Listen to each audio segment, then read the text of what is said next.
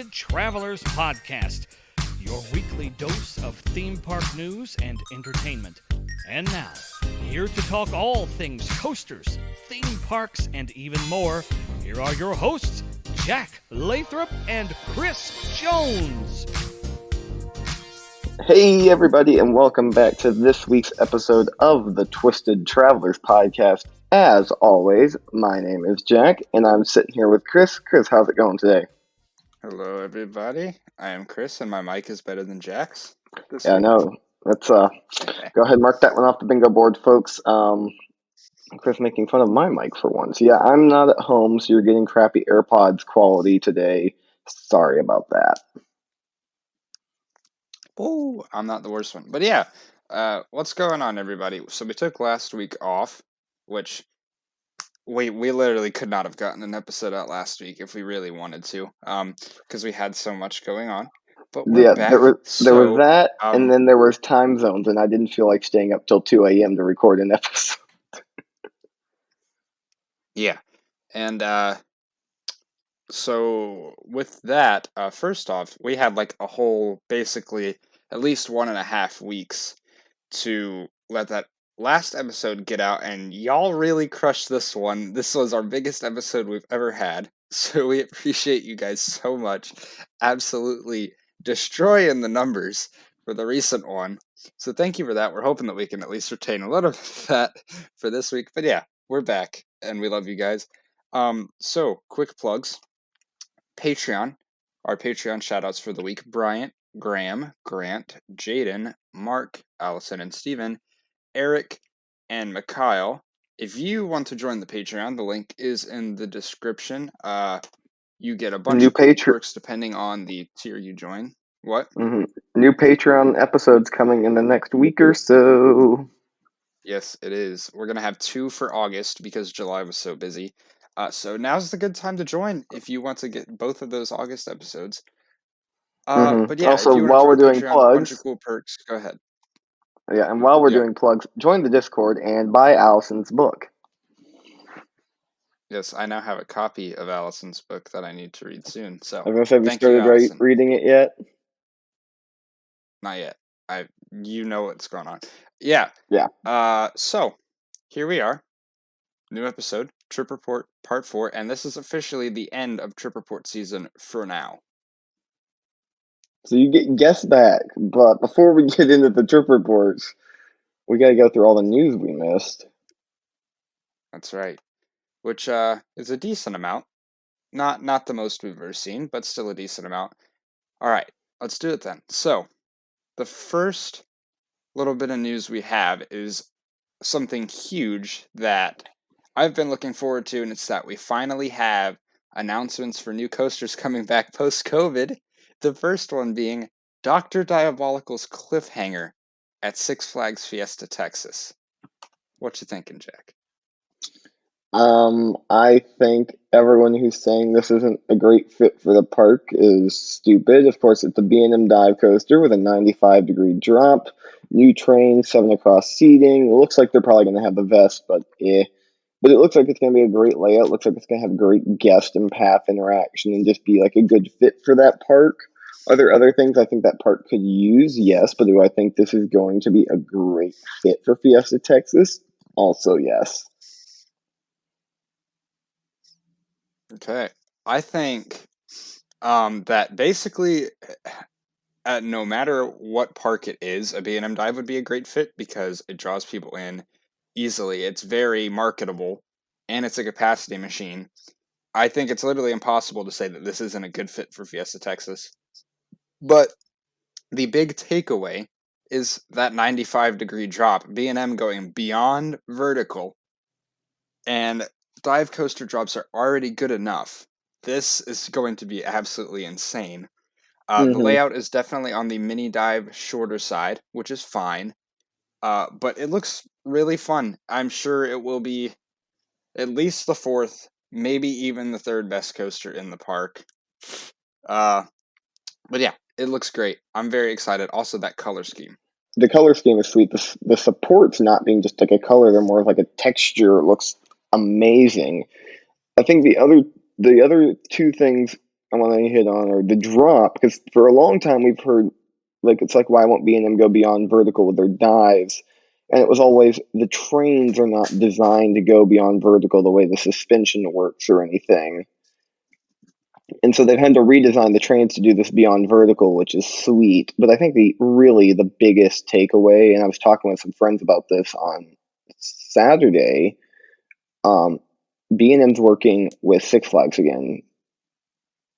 So can we start seeing some more of these mini dives or mini wings pop up at parks? Because I think like a dive like this would be a great fit at almost any Six Flags park, or a wing like X-Slate would be a great fit at almost any Six Flags park.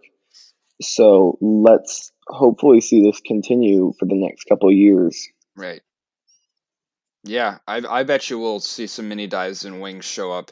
The question of potentially hypers and gigas, I doubt, but you never know. Also, I'm gonna be interested to see what they do theming wise for the queue and everything, if they Mm-hmm. do any extra theming.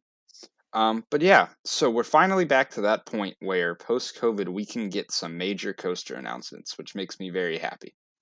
Yeah, because I mean it's a B&M. All This is right. definitely a major coaster announcement. Yes, for sure. The probably the biggest we've had since post-COVID, unless I'm forgetting something. Am I forgetting something? Nothing that we didn't already know about pre-COVID. Like, it's Yeah, just not been this formally is announced yet. this was a surprise. Yeah, This was definitely a this was surprise. what we all thought was going to be like the Axis, or like one of the new impulses from Intamin or something, more of like an Or off the Zamperla. shelf. With the Zamperla Heart, we were all thinking it was going to be a smaller, almost off the shelf coaster. So a custom Nope. layout B&M is not something to joke about. What we got is much better, in my Yes, opinion. I Uh, agree. so yeah, thank you, Fiesta Texas, for Oh, the huge we got to announcement. mention. Congratulations. I'm excited. We got one more. What? We have to mention one more thing. We have to talk about the airtime hill they forgot to hit D pump on. Oh yeah, that I'm sure that's gonna give great air. That is like the shaping looks sick. It's like Triangle Hill on a B&M. Yes, that makes me very excited. It's not the longest, but the elements it does have look amazing. So Mm-hmm. It looks like a mini Yukon Striker to me. yeah, it's like slightly longer Baron. Yeah. hmm Okay, so next up, speaking of announcements, Glenwood Caverns will be making an announcement for 2022 on August 20th. Anybody who has like that Gerstlauer pipe dream like me, please, this is our chance. I God, hope that it would. is. I doubt it, but I hope so. I'm just imagining like that them figuring out a way to like suspend the ride off the edge of the cliff somehow, and just how nuts that could be. Like the ride itself might not, like, you put it in any other park, it'd be like, oh, that's a good ride, but you put it on the edge of a cliff and it could be like world's best crazy machine. Hey, it's gonna be a record breaker somehow, so we'll see. Highest roller coaster in the world. Hey, potentially, but like I highly doubt it will be anything absolutely huge. If it were to be anything huge, then the Gerstlauer probably is actually going there. But I have no idea what it's gonna be. Me Probably either. something decently small. But if it is somehow the Gerstlauer, I'm gonna be a very happy person. Then you're probably going to reconsider going on that trip with me next summer, aren't you? Yeah, probably. Okay, So looking forward to that. That will and be like let's see. 2 weeks out. We'll get that announcement.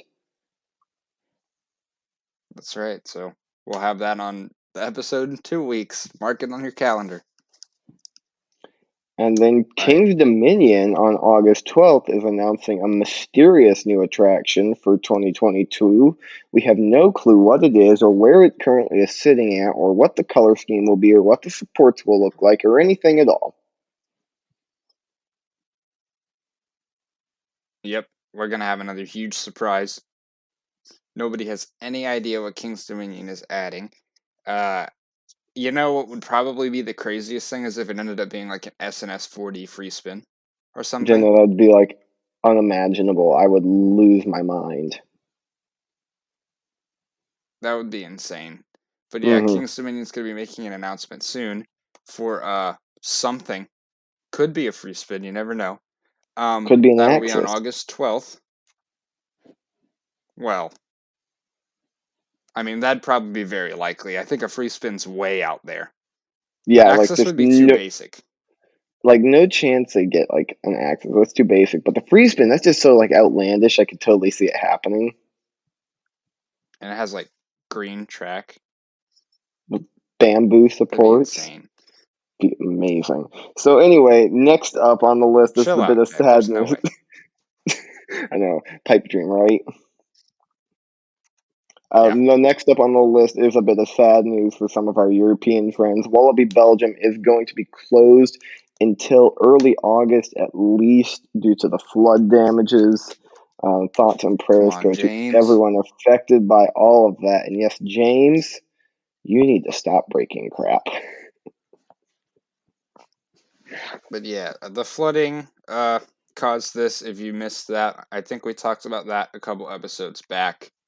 But it got flooded. Conda might have had damage. So yeah, they'll be close to at least early October. Kinda saw it coming at the point from everything we had heard, but that just sucks. Hopefully they'll be able to get everything working and fixed back up to what it was soon. Mm-hmm. Okay. So we had, I think this was our last like decent sized announcement we had, and that was that Peppa Pig Land coming here in Florida. The rides were revealed, and they will have a coaster, Daddy Pig's roller coaster. I cannot not laugh at I that see name. now real quick. Hold on. Let me clarify something real quick. Jack did news this week. I'm not really even sure why we put this on here. Usually this seems like something we would just skip over and not cover. I'm Jack, why is sorry. this on here? We have to laugh at this name. The name of this roller coaster might be the most stupid name for a roller coaster of all time, and we have to laugh at it. Well, Daddy Pig's roller coaster, everybody. Daddy Pig's Nothing roller has coaster. been revealed about it. Yep. Moving Daddy on. Pig roller coaster. I'm not going to spend my money to go Moving to on. Legoland, but I Cheetah. might spend my money to ride that. Cheetah at Wild Adventures continues to be dismantled. Yep. So all you people that were saying RMC, RMC, and when I was thinking I might have to admit defeat and say I was wrong, no, it's looking like I wasn't wrong. They're just getting rid of it. So they're going to build a ground up RMC. I mean, maybe. They got to compete with Fun Spot Doubt it. somehow. They don't compete with anybody. They're in the like worst spot for a park ever. I mean, it's really not an awful spot for a park. Like, where they put it makes sense. It's just they have nothing to attract people going from Atlanta to Orlando. Who knows what they'll put there, if anything. They might just leave it as a massive, grass area. But yeah, so Cheetah, goodbye. Rip. And rip any chance of me going to Wild Adventures in the next 2 years. Yep. Okay. Disney, indoor mask mandate. Not really surprised about that. It's been interesting though to see that like Disney said yes, masks are required indoors, but then Universal, which we have firsthand experience with, is like we recommend it, but we're not going to say you have to. Yeah, think about what market they're going after. And that's The people why who it's are going happening. to But decline their Disney. Yeah. So yeah, that's definitely going to affect the industry somehow. I'm sure we'll see more of that soon since Disney has done it. But yeah, not really surprised with Delta and everything that's going on. But we'll rebound. We'll be good eventually, I'm sure. yep. We did a decent enough job getting to the point we were at, and now it's going back downhill, but it'll come back up, I'm sure. So All right. Last few things. Skyrush is still down and probably will be for a long time. Yeah, Shocker. they've drained the lake so they can get like cranes and lights in to like look at the lift hill and stuff. So I think the East Coast Intamin like monsters that are Skyrush and El Toro probably are done for the year. Surprise, surprise, everybody. But yeah, I'm not surprised. It's definitely a decent-sized issue. Hopefully, it'll be up for next season at least. They got their one Right. Intamin back and they lost their other one. Yeah, they're not allowed to have all of them at once. Literally, I don't So, think they've ever our all last three news. consistently operated together. I don't know. I'm mid-2000s, like 2000. Wait, no. When did Skyrush get built? Was it 2012, 2009 or was it 2012? Okay. same year as Eagle. Hmm. They're just not all three allowed to Intimidator was operate. 2009. That's what it was. No, Intimidator was 2010. Yeah, I guess. Well, you know what I mean. It's close enough. Maverick was 2009. Yeah. Maverick was 2007. They're not allowed to have all their. Jeez, whatever. There were so many incidents in that time frame. I don't even care. But yeah, that happened. So, last news story. The Sydney single rail is progressing nicely. Can't wait for this to be ready better than all of the Raptors. You can mark that down on your bingo board, I guess. But yeah, it looks great. Based on the POV, I was kind of like, meh. But looking at it in person, it looks sick. Yeah, it looks a lot different than the like RMC Raptors, just in like the elements it's going to have and how it's going to flow. It's going to look much more graceful, I guess, which will be cool.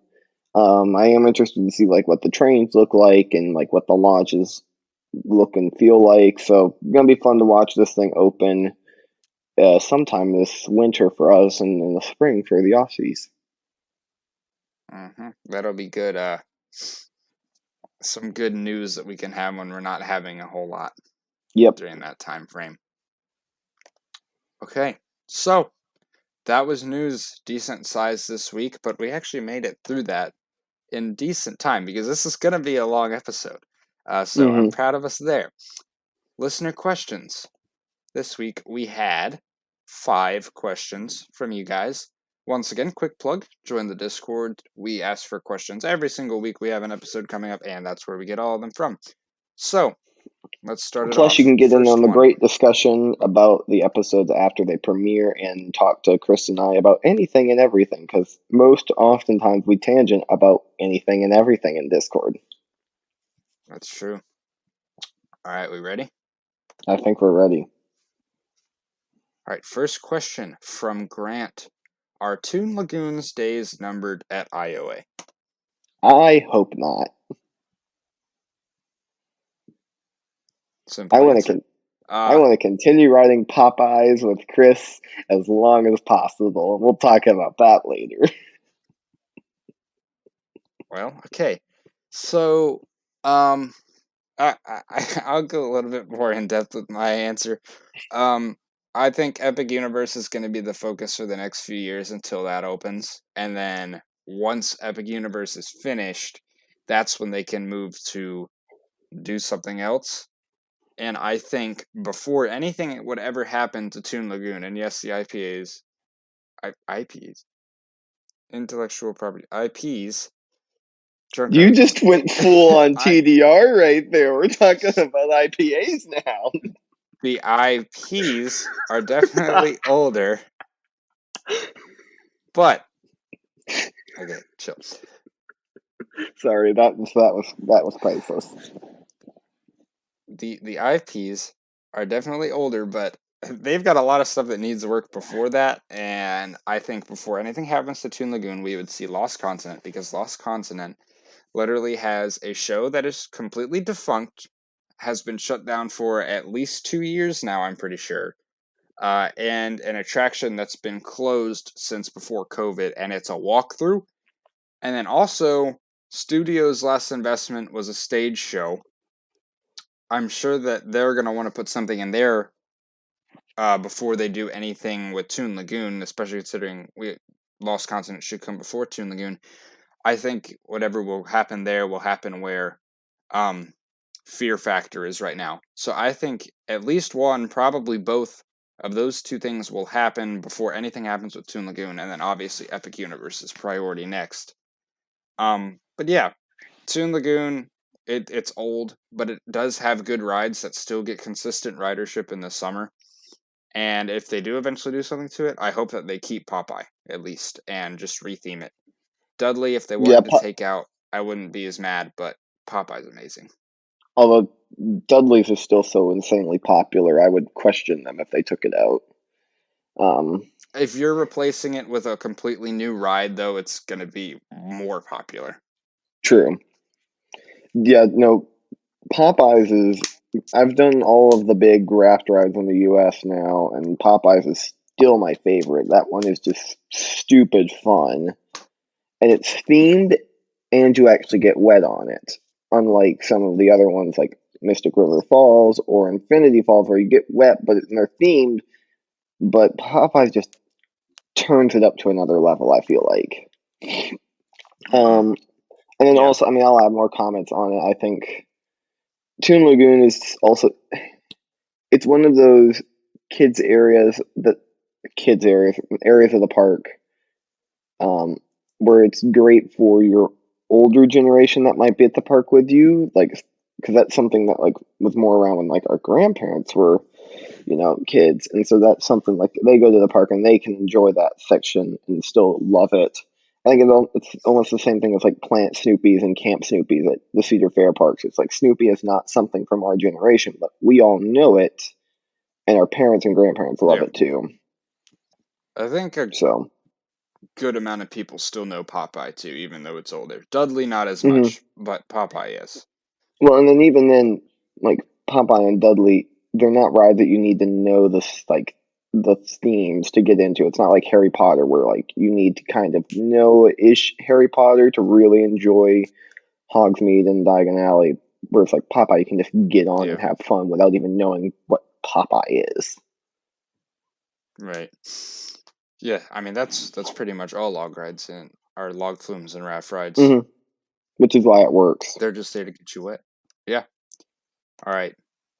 So, too long didn't read. No. Okay. Next question from Joey. We've seen Cedar Fair and even Six Flags seem to place more emphasis on theming for their more recent attractions.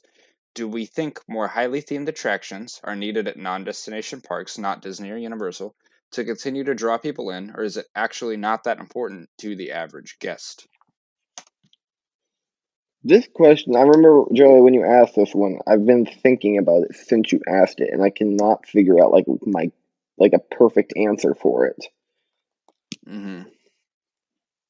I need to think for a minute too, because I feel like theming a large coaster like Copperhead Strike or like Doctor Diabolical, people aren't going to that ride for the theming.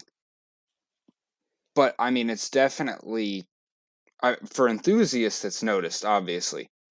But I also feel like if you have theming in the area surrounding in the queue, uh, as like a cool sign, people who go to the park maybe not even knowing about the new attraction or not having it as a priority, if they see those added elements, it will draw them in more. I don't think it helps as much from an advertising perspective, but it definitely makes the ride more appealing in park, I'd say. It makes the rides more appealing in part because, like, Carowinds and Copperhead's a prime example because Copperhead is easily the most themed roller coaster in the park, and while it doesn't have there's not storytelling happening in the queue, and there's not there is a story for Copperhead, but it's not made It's not very coherent. obvious unless yeah. But you walk over to that part of the park and it draws you in because you've got the cool sign and everything. There's just stuff That's what I all mean. around and it looks really sweet. And then you get in the queue and there's stuff to look at, so it makes your wait more enjoyable, which boosts guest satisfaction. But then it also goes back to you're not at a Disney or Universal park. People aren't necessarily going to these parks to be immersed in storytelling. It will still be appreciated, though. I think it would still be appreciated, and I definitely think it drives your guest satisfaction up, which is why I think it needs to be done more often. But I don't think it needs to be done to the level of a Universal or Disney park at a regional Oh, park, not to because that level. the closest you're going to get in a regional park is going to be Silver Dollar City or Knott's Berry Farm, in my opinion. And those two do it on another level compared to regional parks. But then you go to a Universal or Disney park, and they still look like child's play. And I will also say, it depends on how you market it because, I mean, what's in the shed? And Orion's teasers definitely got a lot of people excited. Mm-hmm. If you market it correctly, it will definitely draw more people in. And like Orion, while it's not like the best Giga coaster, it's easily the one I would like. I enjoy waiting in its queue the most because there's actually stuff to look at in the queue besides, a fence and a lift hill at Fury. Um, Yeah, yeah, that's what I mean. It if they market it correctly, it definitely brings people in. Is it absolutely necessary? Probably not, but it definitely has its perks. Theming rides at regional parks. So, all right. Question number 3 from Mikhail. You have any park chain to choose from for you to run for a week. Which chain are you choosing, and what changes are you making to the chain? Go for it. I know what you're gonna say. Just go for it. Well, if I'm running the chain, and I know I can't fire him, I was just joking in Discord. But if I'm running SeaWorld, I am vetoing Scott Ross's decisions and opening the rides. I know he's the major shareholder, but if I'm running it, I'm the major shareholder now. So SeaWorld's opening their rides finally. Yeah, that's literally all I care about for that. Yeah, I have the exact same I feel answer like as there's not Chris. that much you could do in a week, Yeah, I have the exact same answer as Chris. We're taking over SeaWorld and we're opening Iron Gwazi, Emperor, Pantheon, and Icebreaker. Yeah. And while we're I at it, mean, I don't know what you could we do might in a find week. while we're at it, we're gonna find a way to, since we're at the top of the company, we have access to all the files. We are gonna find a way to oust Scott Ross. That'd be great if we could. I mean, if we're the major shareholder, could we like just board meeting vote him off? Theoretically, yes. Again, we're talking about like There we go. we're like in charge of the company for a week, so I'm sure we can figure something out. We can figure it out. Maybe we'll see. But yeah, I think that answer was pretty obvious. I don't. Mm-hmm. If we were to choose another chain, I don't really know what we could do in a week at another chain. So Cedar Fair put lockers on all of their station platforms, or give them the universal locker system, same as Six Flags. yeah, Yeah, Palace Entertainment just banned it and give Kennywood back to the people. there you go. That'd work for me. Uh, I mean, I'm sure we could find future ride plans to just here, you know. I know. Calls up RMC. Hey, we're gonna need an RMC for every Cedar Fair park stat. Like, how There you quick go. can you design me one that I can put in every single park? Yeah, if we were to get the ball rolling, at least but I still don't know how realistic that would be. But yeah, We'd make the down easy answer payments is within the definitely week so SeaWorld they opening couldn't the back rides. out. There you go. We're gonna run Cedar Fair bankrupt. We're gonna pull a All right. 2006 Flags move right there. Oh gosh, I I still can't believe that actually was real at one point. Uh, Okay, we ready for question number 4? I think we are. Okay. What do you guys use to track your credits, and how do you rank them? This is from Dev with no Bev. So I think we both use spreadsheets, right? Yep. So I have a giant Google spreadsheet with just every credit I have ever gotten on, and then on that spreadsheet they're ranked. So like where it says credit 1, that's my number 1 coaster. Where it says credit 318, that's my least favorite roller coaster. Mm-hmm. Yeah, I do the same exact thing. Big spreadsheet that has every credit on it, but they're all in order of ranking. I used to use Coaster Count, but it doesn't count some like Alpine coasters and things. So it doesn't give me my full number. So yeah, And then that's you what also I do Captain throw Coaster in. too. Oh yeah, Captain Coaster is really cool. I don't think many people actually use that, but it's just kind of like you can have your top coasters listed on it, and you can review rides or just give them star rankings. So that's really cool. I like Captain Coaster. I think Jack's used it a little bit, but not a ton. I've used it a little bit. Cause, see, the thing is, if I would do it for every single ride I have ridden, I'd be right there on the same page as you. It's just that's a lot of roller I'm on coasters to page go number in. 2 now. So yeah, I'd be Yeah. page 2 like that if I'd just go in and do it one day. Mm-hmm. My goal is to be on page 1 one day. And I will probably within the next few years. We'll see. But yeah, so that's It's how we do that. also, if you ever need help setting up a credit spreadsheet, just hit us up in Discord and I will send you the template I use. It's super easy Yeah. to just plug stuff in. Mm-hmm. So Yeah, I mean, mine is just coaster name, park, manufacturer model, RCDB, and then like out of 10. I think mine right There you go. now is, hold on, I gotta look. It's roller coaster name, the park it's at, the year it opened, who manufactured it, and if it's wood, steel, or a hybrid. And then I wouldn't even have the RCDB links on here anymore because I'm too lazy to do it.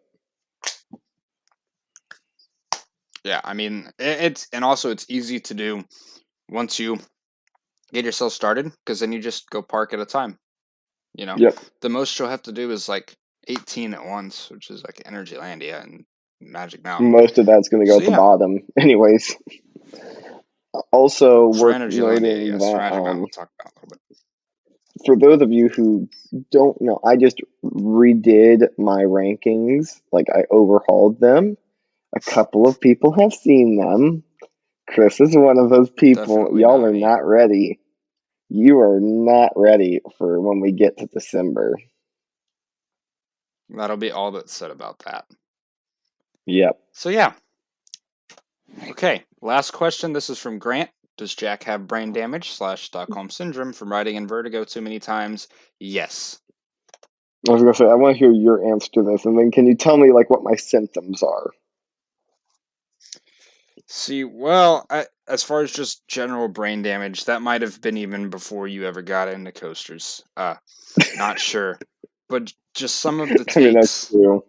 some of the opinions, the inconsistencies. It's just it shows. It really shows. The food, not a lot of it makes sense. Yeah, I seriously, there are days I ask myself, it's like, why is he friends with me again? I'm like the biggest weirdo there is. I ask myself that too. It's okay. Now, what's So your I answer? don't know. I don't know. I mean, I think everything's up there. I definitely got other issues that aren't those two It things, might but you all know, be up those are, there, but is it all working? well, yeah, I mean, I don't have those two things. I got other issues we aren't going to talk about, but I don't have those two things. Okay. So, thank you for the questions once again. Discord down below in the description. Go ahead and join. Give us questions for next week. And now we can get into the last little bit of Trip Report season 4 now, the Great Trip Report Show Last Part little bit, that 4. might be an understatement. This is not a little bit. This is like all of it. Yeah, I will say if we can keep this episode under 2 hours, I'm going to be very impressed. So, I think the with that saving being grace said, might be that we don't have a guest on and we're doing this when we're both still semi-tired. he's blaming you, Bryant. Wow. Wow. Not blame. Okay, well maybe I am, Wow. but I'm not blaming him specifically. You know what I'm talking about. No, you're talking about Bryant. He who must not be Okay. named. Mark it off, people. Yeah. Let's get into it then. Okay, you start. I'm gonna Start take a off. nap while you. Well, prepare to be bored, everyone, with just one of us. So, let's do it. I went to California. You know, do we want to get under 2 hours or no? Because all you're doing is holding it up, sir. Part of me wants it to Okay. be over 2 hours, though. Nope. Okay. I went to California. I did 2 days at Six Flags Magic Mountain, a day at Knott's Berry Farm, a day at Disney's California Adventure, a day at Disneyland, and then a day just doing Los Angeles stuff. It was a pretty cool trip, and I got a lot to say about it. So we'll start us off. Flew in, went directly to Six Flags Magic Mountain, my first day there. And here's what went down. So, I started off with Goliath. First off, entering the park. This park skyline is absolutely gorgeous. Like, it got me really excited, and the park entrance is fine, I'd say. Pretty good for a Six Flags park. Then we actually got to the coasters. So, Goliath was first, had a crazy long line. The operations weren't terrible, it was just full. Probably about an hour and a half of a line. So, the ride itself, it's pretty decent. I wish it was B&M, but, that's okay. It has its own redeeming qualities. That Helix is absolutely insane, but other than that, it doesn't have a ton of, awesome moments. I will say I like it better than Titan already, just because the Helix is much more intense than Titan's. So Goliath, it was fine. I definitely didn't ride it again because I wasn't going to wait in that line or anything, but I liked it. It was alright.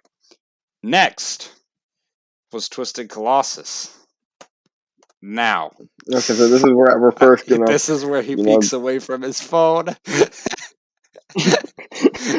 I know, Okay. but I'm just over here doing stuff on my phone. Ooh, that's it. Twisted Colossus. That's when he looks away.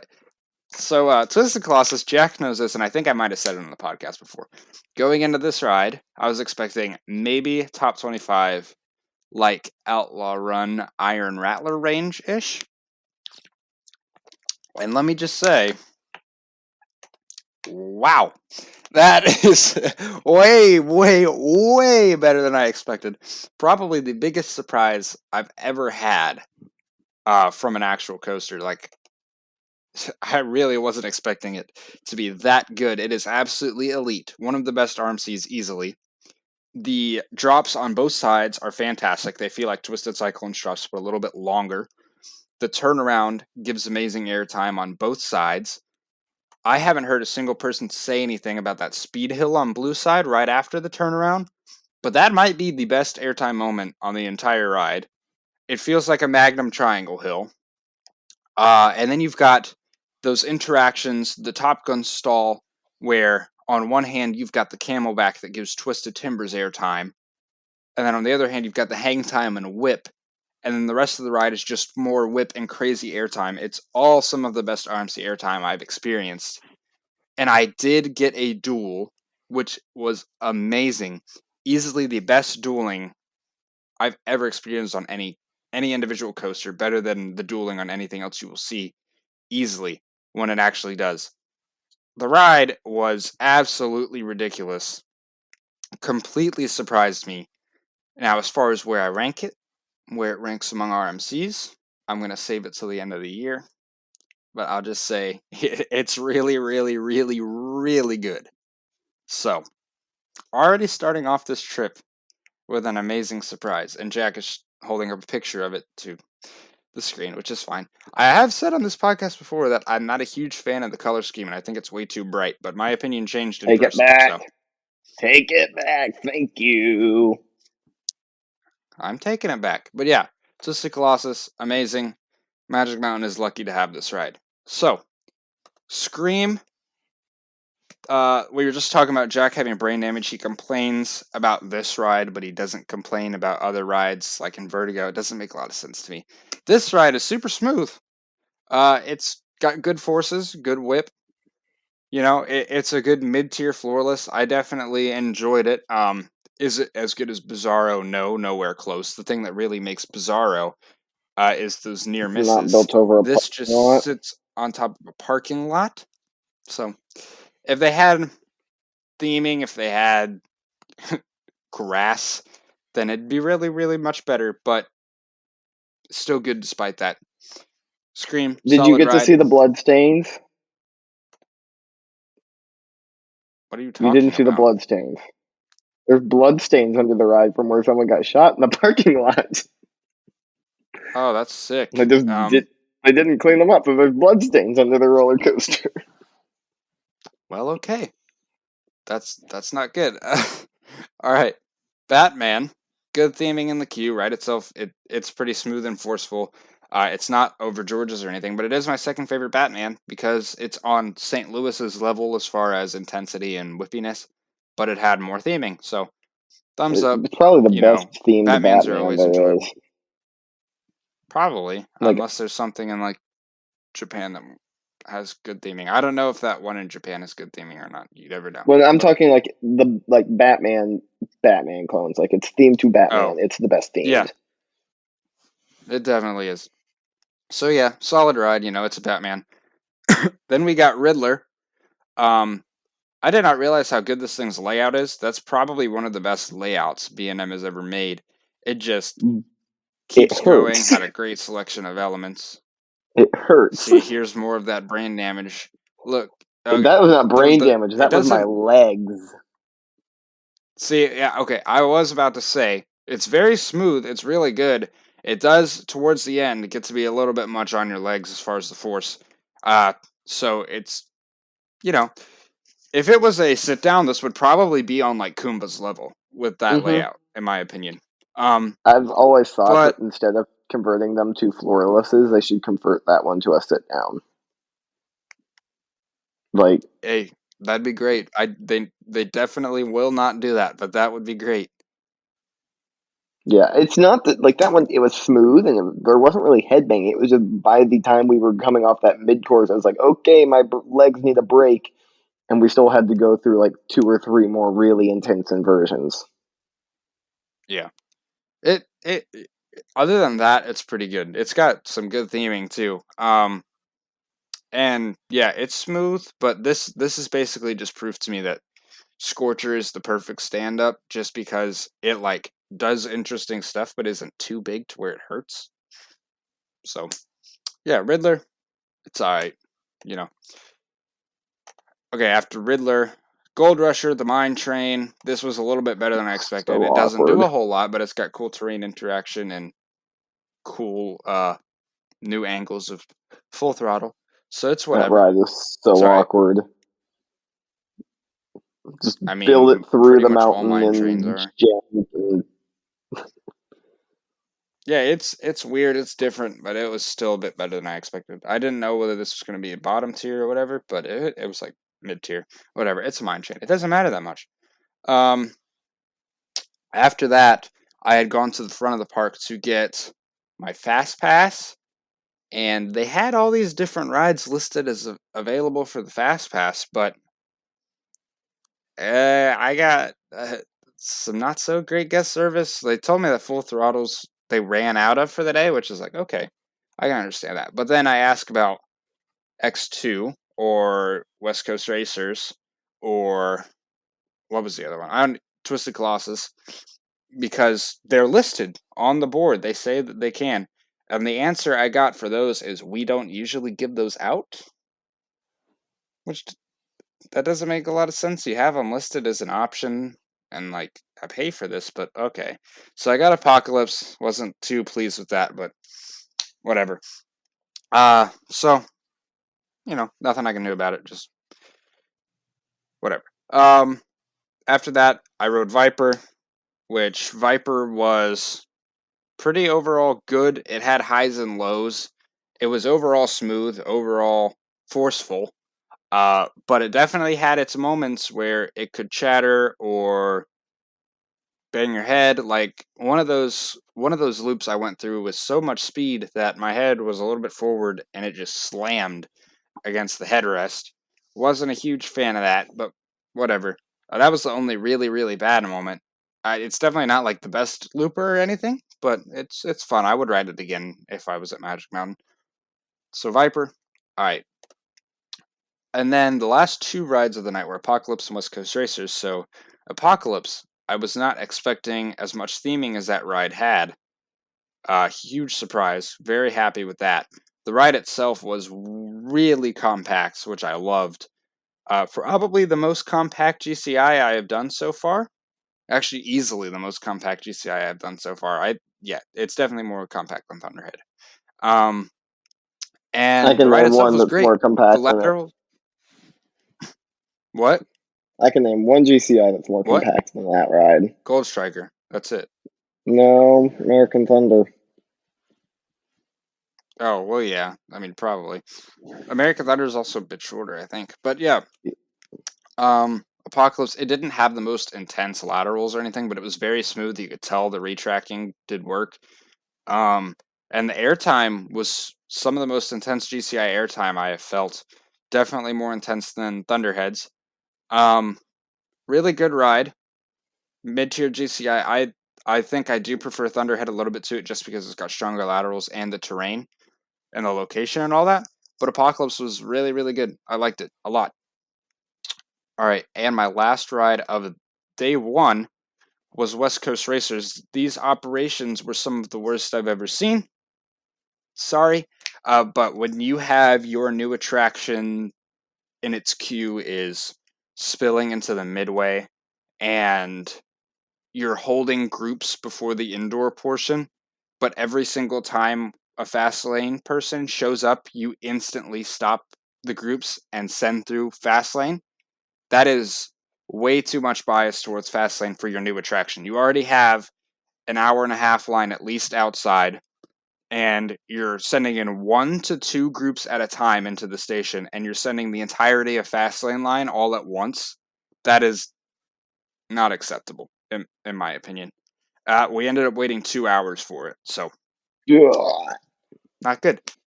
I'm But gonna yeah, end up waiting like 2.5 years for it because we were told it will be open for CoasterCon, and guess what we got? A construction tour woo, and a closed apocalypse. and a closed But apocalypse. yeah, Although they were in the middle of the retrack at that point too, so well, yeah. I mean, that was the time to do it for them. So West Coast Racers rode front row, and let's see. So the launches, where like the first launches, it's actually the third for the other side, but launches pretty forceful. They're not anything special, but they started off slow, and then you got some kick, pretty good. Those first turns with the interaction is pretty cool. You get a lot of whip and air on that part. Second launches are super short, but definitely had good kick to them. Pretty forceful overall. The helix was super intense, probably my favorite part of the whole ride. The whole thing is really whippy. I liked it. The theming was alright. Didn't see a ton of it. That little mid-course portion with the theming is, it's basic, but Six Flags at least put in the effort, so I appreciate that. The dueling is pretty good, but there are definitely points where it gets difficult to see the other train if you're trying to track it, or they draw apart a little bit. So yeah, it's a good ride. I like it. It's a pretty long ride, and the restraints didn't bother me as much on this one as it did on Tigris or Tempesta, which could be some bias towards it being something actually unique. But yeah, pretty fun. I enjoyed it. I wish the operations would have been better, but West Coast Racers gets a thumbs up for me. So that was day one at Magic Mountain. So far, off to a pretty good start. Enjoyed Magic Mountain. Day two started off a little bit rougher because Full Throttle had just as terrible operations as West Coast Racers. Probably waited like an hour and a half, and they're doing the same thing with Fastlane. They weren't holding the queue or anything, but if you were Fastlane and you showed up, they would do whatever they could to make sure that Fastlane got in before everybody else as quick as possible. If that meant sending 2 straight trains of only Fastlane people, hey, our line can just sit here for the next 5 minutes and not move and keep building up into the midway. We'll send 2 straight mm-hmm. trains of Fastlane because that makes sense. But And yeah, so for all of you wondering how I did my X2 marathon back in 2019, he just explained it. Fast lane? Well, because no, the reason is because because of that because the morning we had ERT on X2 is also the morning we had ERT on Full Throttle. So all of the people who needed the Full Throttle credit because they didn't want to wait through the 2.5 hour line were at Full Throttle, and so because of that, there was no one in X2. That makes sense. But yeah, Full Throttle, ops aren't great. But Still a the fun ride ride. itself was pretty good. Huh? I said still a fun What'd ride. you say? I said Yeah. still a fun ride. Yeah. How many times are you gonna make me say it? It's the delay. But yeah, first launch is pretty good. It's definitely better than the West Coast Racers launches.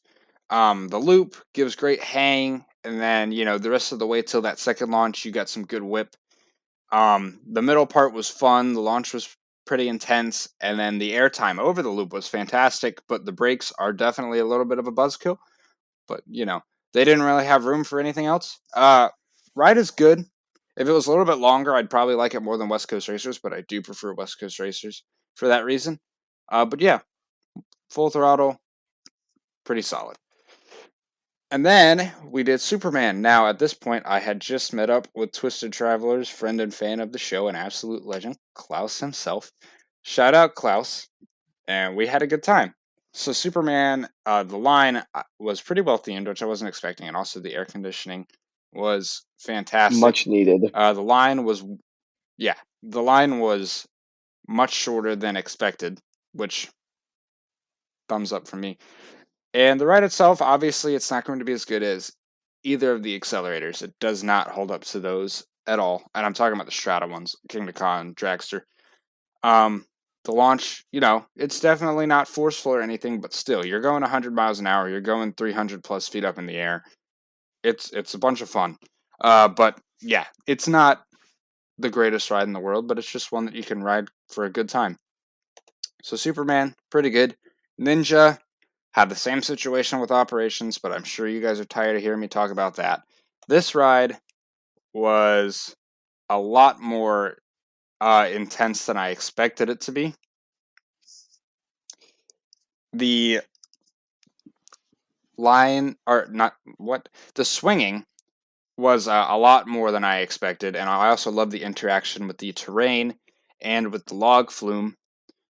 So it was definitely way better than I expected, really good, and is now my favorite suspended for sure. I know that that's going to be a hot take to some people, especially Kings Island fanboys. But it's better than Bat, it's better than Iron Dragon. Very good. Yeah, it's probably my Thumbs up for me. second favorite one. Vortex at Canada's Wonderland, even though it's the exact same ride as the Bat, just does something else in that some of those helixes. So Yeah, I haven't done that, and that's one of the ones that I could see beating it. But I really like Ninja. Good ride. Then me and Klaus headed over, did 2 of the kitty coasters for the credits. Klaus didn't have them because he said that he doesn't do kitty credits by himself. So me and him grabbed 2 of them real quick. And then it was time for New Revolution. New Revolution, I grabbed my Fast Pass for at the front of the park. And it ended up being a walk-on. Waste of a Fast Pass. But that's alright. Got back row. This is another ride that was better than I expected it to be. It was meandering, but the length was good. The interaction with the terrain is good. Good views of Tatsu.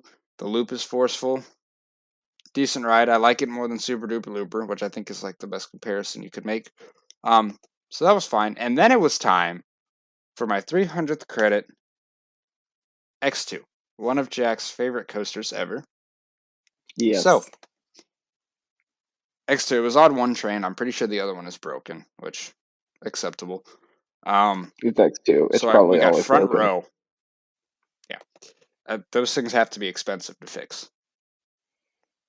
Me and Klaus got front row for my number 300, and this ride is so jank, and it is not the most comfortable ride at all. I wasn't a huge fan of the restraints, but it's not unbearable. I could definitely ride it, a couple times in a row. Definitely couldn't do 15 like this weirdo did. We were just talking about the brain damage. He complains about Banshee, but he thinks that this is a marathonable ride. It is a marathonable ride. I don't know what you're talking about. You have problems. I But know I yeah, do. X2, it is not comfortable, but it's still bearable. The drop is absolutely insane. I definitely like Time Travelers more, but it's still super cool to be facing face down. I think my favorite element of the whole ride is that first Immelman, because you go up that and then you're like on your Okay, stomach, but you're getting hold on. airtime Okay, somehow. that's not an Immelman. That's a Raven turn. That's No one cares, nerd. I care, and you're a nerd It's too. shaped Don't like think an you're not. Immelman. Not that much. It's shaped like an Immelman. It's an Immelman to me. I don't really care. But yeah, that's probably my favorite element of the whole ride. Um, and then you've got that flip, which is pretty fun. The turnaround is super jank. You've got that other inversion flip thing, which is super disorienting, and then that last whatever. Since you're gonna complain about whatever I Raven call it, turn. inversion. Okay, the last Raven turn. Thank Uh, you. is super intense. And you didn't Like even ride it in the back where it tries to kill you in that. The front is yeah, just I mean, attempted murder. front was The great. back is like your life flashes before your eyes. But yeah, that element was super intense. And then you've got the brake run where you fly in and flip again. It's great. I loved it. It was definitely a worthy 300. It is not smooth. It is super jank, but it completely makes up for it with everything else it does. It gets a huge 2 thumbs up from me. Where it ranks, I'll also save till the end of the year, but you will definitely hear it at least in that top 25 list. So, all right. That was Magic Mountain. My final thoughts is that Flash Pass definitely needs to be more consistent, both in line and with what they hand out.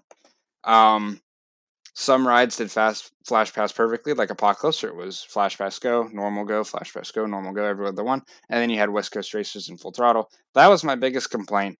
The food service definitely could be improved. There was a point where we waited like 30 minutes for a burger. And there is like no merch there, hardly at all. There was one coaster shirt I saw the whole time, which was an absolutely hideous green and orange tie-dye Tatsu shirt. So that's a ride Yep. that's not even open right now. Um, but overall, the coaster collection is fantastic and it has great atmosphere. It is easily the best Six Flags park I've been to. It has those issues, but it still is one of the best parks ever, even despite those. So if they fix those up, it might be the best, honestly. Uh, Yeah. I The loved my time at merchandise. Magic Mountain. It was great, and I'll be back with Tatsu and the Raptor. The merchandise sucks at that park. Yeah. There's a reason my Mm-hmm. merch from that park is a roller coaster wheel. My merch from that park was the X2 Nano coaster. So the Nanos are cool. Everything else is bad. But yeah, Magic Mountain, good, very very good. And then it was Knott's. Now Knott's, I had Fast Lane. I could already tell throughout the day that they have the same fast lane issue that Magic Mountain does in a lot of ways. It's just I abused it this time. Admit to it. Um, but yeah, First so step met is up with Klaus admittance. again. We did a few things with what? The first step is admitting it. Yeah, I mean, look, I bought the thing. I'm gonna use it. But That's what we just said definitely to the should poor chill out girl. on To that. your point, she was like, "Yeah, y'all aren't going to want to use these today." And we're like, "Yeah, we're using them." There was no other option. There I was no mean, other option, and we then it did really end up, had to. it did end up working out because 10 rides on Steel Vengeance, 10 rides on Maverick, That's right. Witchcraft Shout out to apparently. last episode. Go listen to that. But yeah, not I had Fastlane, but yes, I did some stuff with short lines like Montezuma's Revenge. That was first. It was about what I expected. Launch has good force and it was fun. The loop had some good force. The spikes are cool. It's short but sweet. It's nothing super special because, it doesn't do a ton, but it's good. Next we did Jaguar. Definitely not the most comfortable ride. It has tiny trains and it's pretty jank, but it's very long. It meanders. It doesn't do a ton. It was about what I expected as well. The theming in the queue is fantastic, though. That was sick. But Oh, yeah, yeah, we rode Jaguar twice, and decent I enjoyed ride. the queue more than I enjoyed the ride when I was there. I'm completely with you. Yeah, Also, this is just the so ride itself is stupid. decent, but the The queue is ride just fantastic. goes everywhere. Like, how big is that ride? It's literally the train around the park. Mm-hmm. It's their second train, pretty much. But yeah, Jaguar, it's fine. And then we did Accelerator, which is Klaus's favorite coaster in the park. He really wanted to ride with me. The ops weren't the greatest, but they definitely weren't as bad as some of Magic Mountains. The launch was fantastic. Definitely one of the best launches I've experienced. I think it and Dragster are honestly pretty even for my favorite. They're great for different reasons. This one had so much kick to it. It was great. Um, the Yeah, top hat, with it being a bit short. What? I was gonna say, with it being like a shorter launch, it kicks a lot more. The reason I always go back to Mm-hmm. dragsters is because it just keeps on pulling for 4 seconds. Yeah, they're good for different reasons, but I definitely like accelerators almost as much, if not the same. They're very good, both of them. Um, but with the ride itself being shorter, the top hat not being as tall, you get a ton of great airtime up top, which was great. The turns had really good force. They reminded me a bit of like Millennium Force's turns, as in they don't do a ton, but they have their good force in their certain spots. Um, it's definitely not the best accelerator, but it was really, really good. My second favorite in the park for sure. Good ride. I liked it. Um, okay, and the last thing we did with Klaus before he headed out was Calico Mine Ride. Uh, really old classic. The trains are quite a bit of a tight squeeze with all those people, but that's okay. The theming was really good, and the ride was super fun. It had a lot of charm, a lot of good atmosphere. Very similar to a lot of old dark rides. It's kind of like Blazing Fury, Fire in the Hole, and how you've got that charm level to it. But this was probably a bit better than those just because it's longer. But the theming was about on par with those. I liked it. Pretty good ride. And from there, it was time for me to abuse the Fast Pass. Also, the food lines were insane, and Boysenberry Punch really good. Mm-hmm. Um, Started off the Fast Pass using with Pony Express. So this is definitely not the most comfortable ride in the world with that restraint system, but the launch was really good, surprisingly. The rest of the ride doesn't do a whole lot, and it's short. I would definitely not want to wait in that standby line. Um, it's good. It's fine. Fitting for a family coaster, but probably wouldn't do it again if I went back to Knott's. And then it was time for Ghost Rider, the star of the show. So we got 2 rides on this in the back row.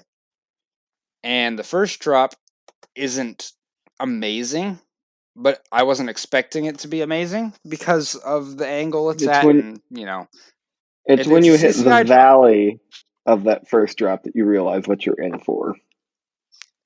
right? Yeah, that first hill after that valley is ridiculous. It's like I don't even know. It's kind of unlike any other airtime I've done because not many. I don't even think there's another GCI on the planet that has Millennium Flyers and goes up a hill that large and sustains its speed that whole time. Yeah, it's because it You really know? isn't a GCI. Well, it's Millennium Flyers is what I mean. Yeah. There's no other ride out there that I know that has Millennium Flyers and goes over a hill that large and keeps its speed. The only one that goes over a hill that large immediately would be like a Lightning Racer, and that ride definitely doesn't hold its speed over those hills. Yeah, this one does. So, tons of airtime. Absolutely amazing. And then the turnaround, you get airtime going into it and laterals. The whole way back towards the lift is just ejector and a little bit of laterals thrown in. The drop off the mid course, probably the best moment of the entire ride. Absolutely ridiculous. And then the rest is just more insane laterals and airtime. That final helix gives great laterals as well. I literally have trouble comprehending how the ride has such massive elements but continues to just fly through with that much speed. Like, do they just pour Vaseline on the wheels in the morning? It doesn't make sense to me. It just keeps going. It's so huge, but it doesn't stop. My brain doesn't understand how it does what it does, and it's ridiculous. I absolutely love it. If you consider it a GCI, it's my favorite GCI. If you consider it a CCI, it's my favorite CCI. Amazing. It's a Absolutely amazing. ridiculous roller I coaster. loved it. The drop off the mid turn is intense, and then it just keeps on going for the rest of that 2,000 feet of track you still have. Yeah, it just never lets up. Absolutely fantastic.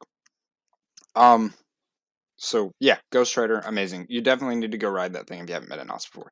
Silver Bullet was next. This is a ride that a lot of people say is one of the weakest inverts, but it was a lot more forceful than I expected it to be.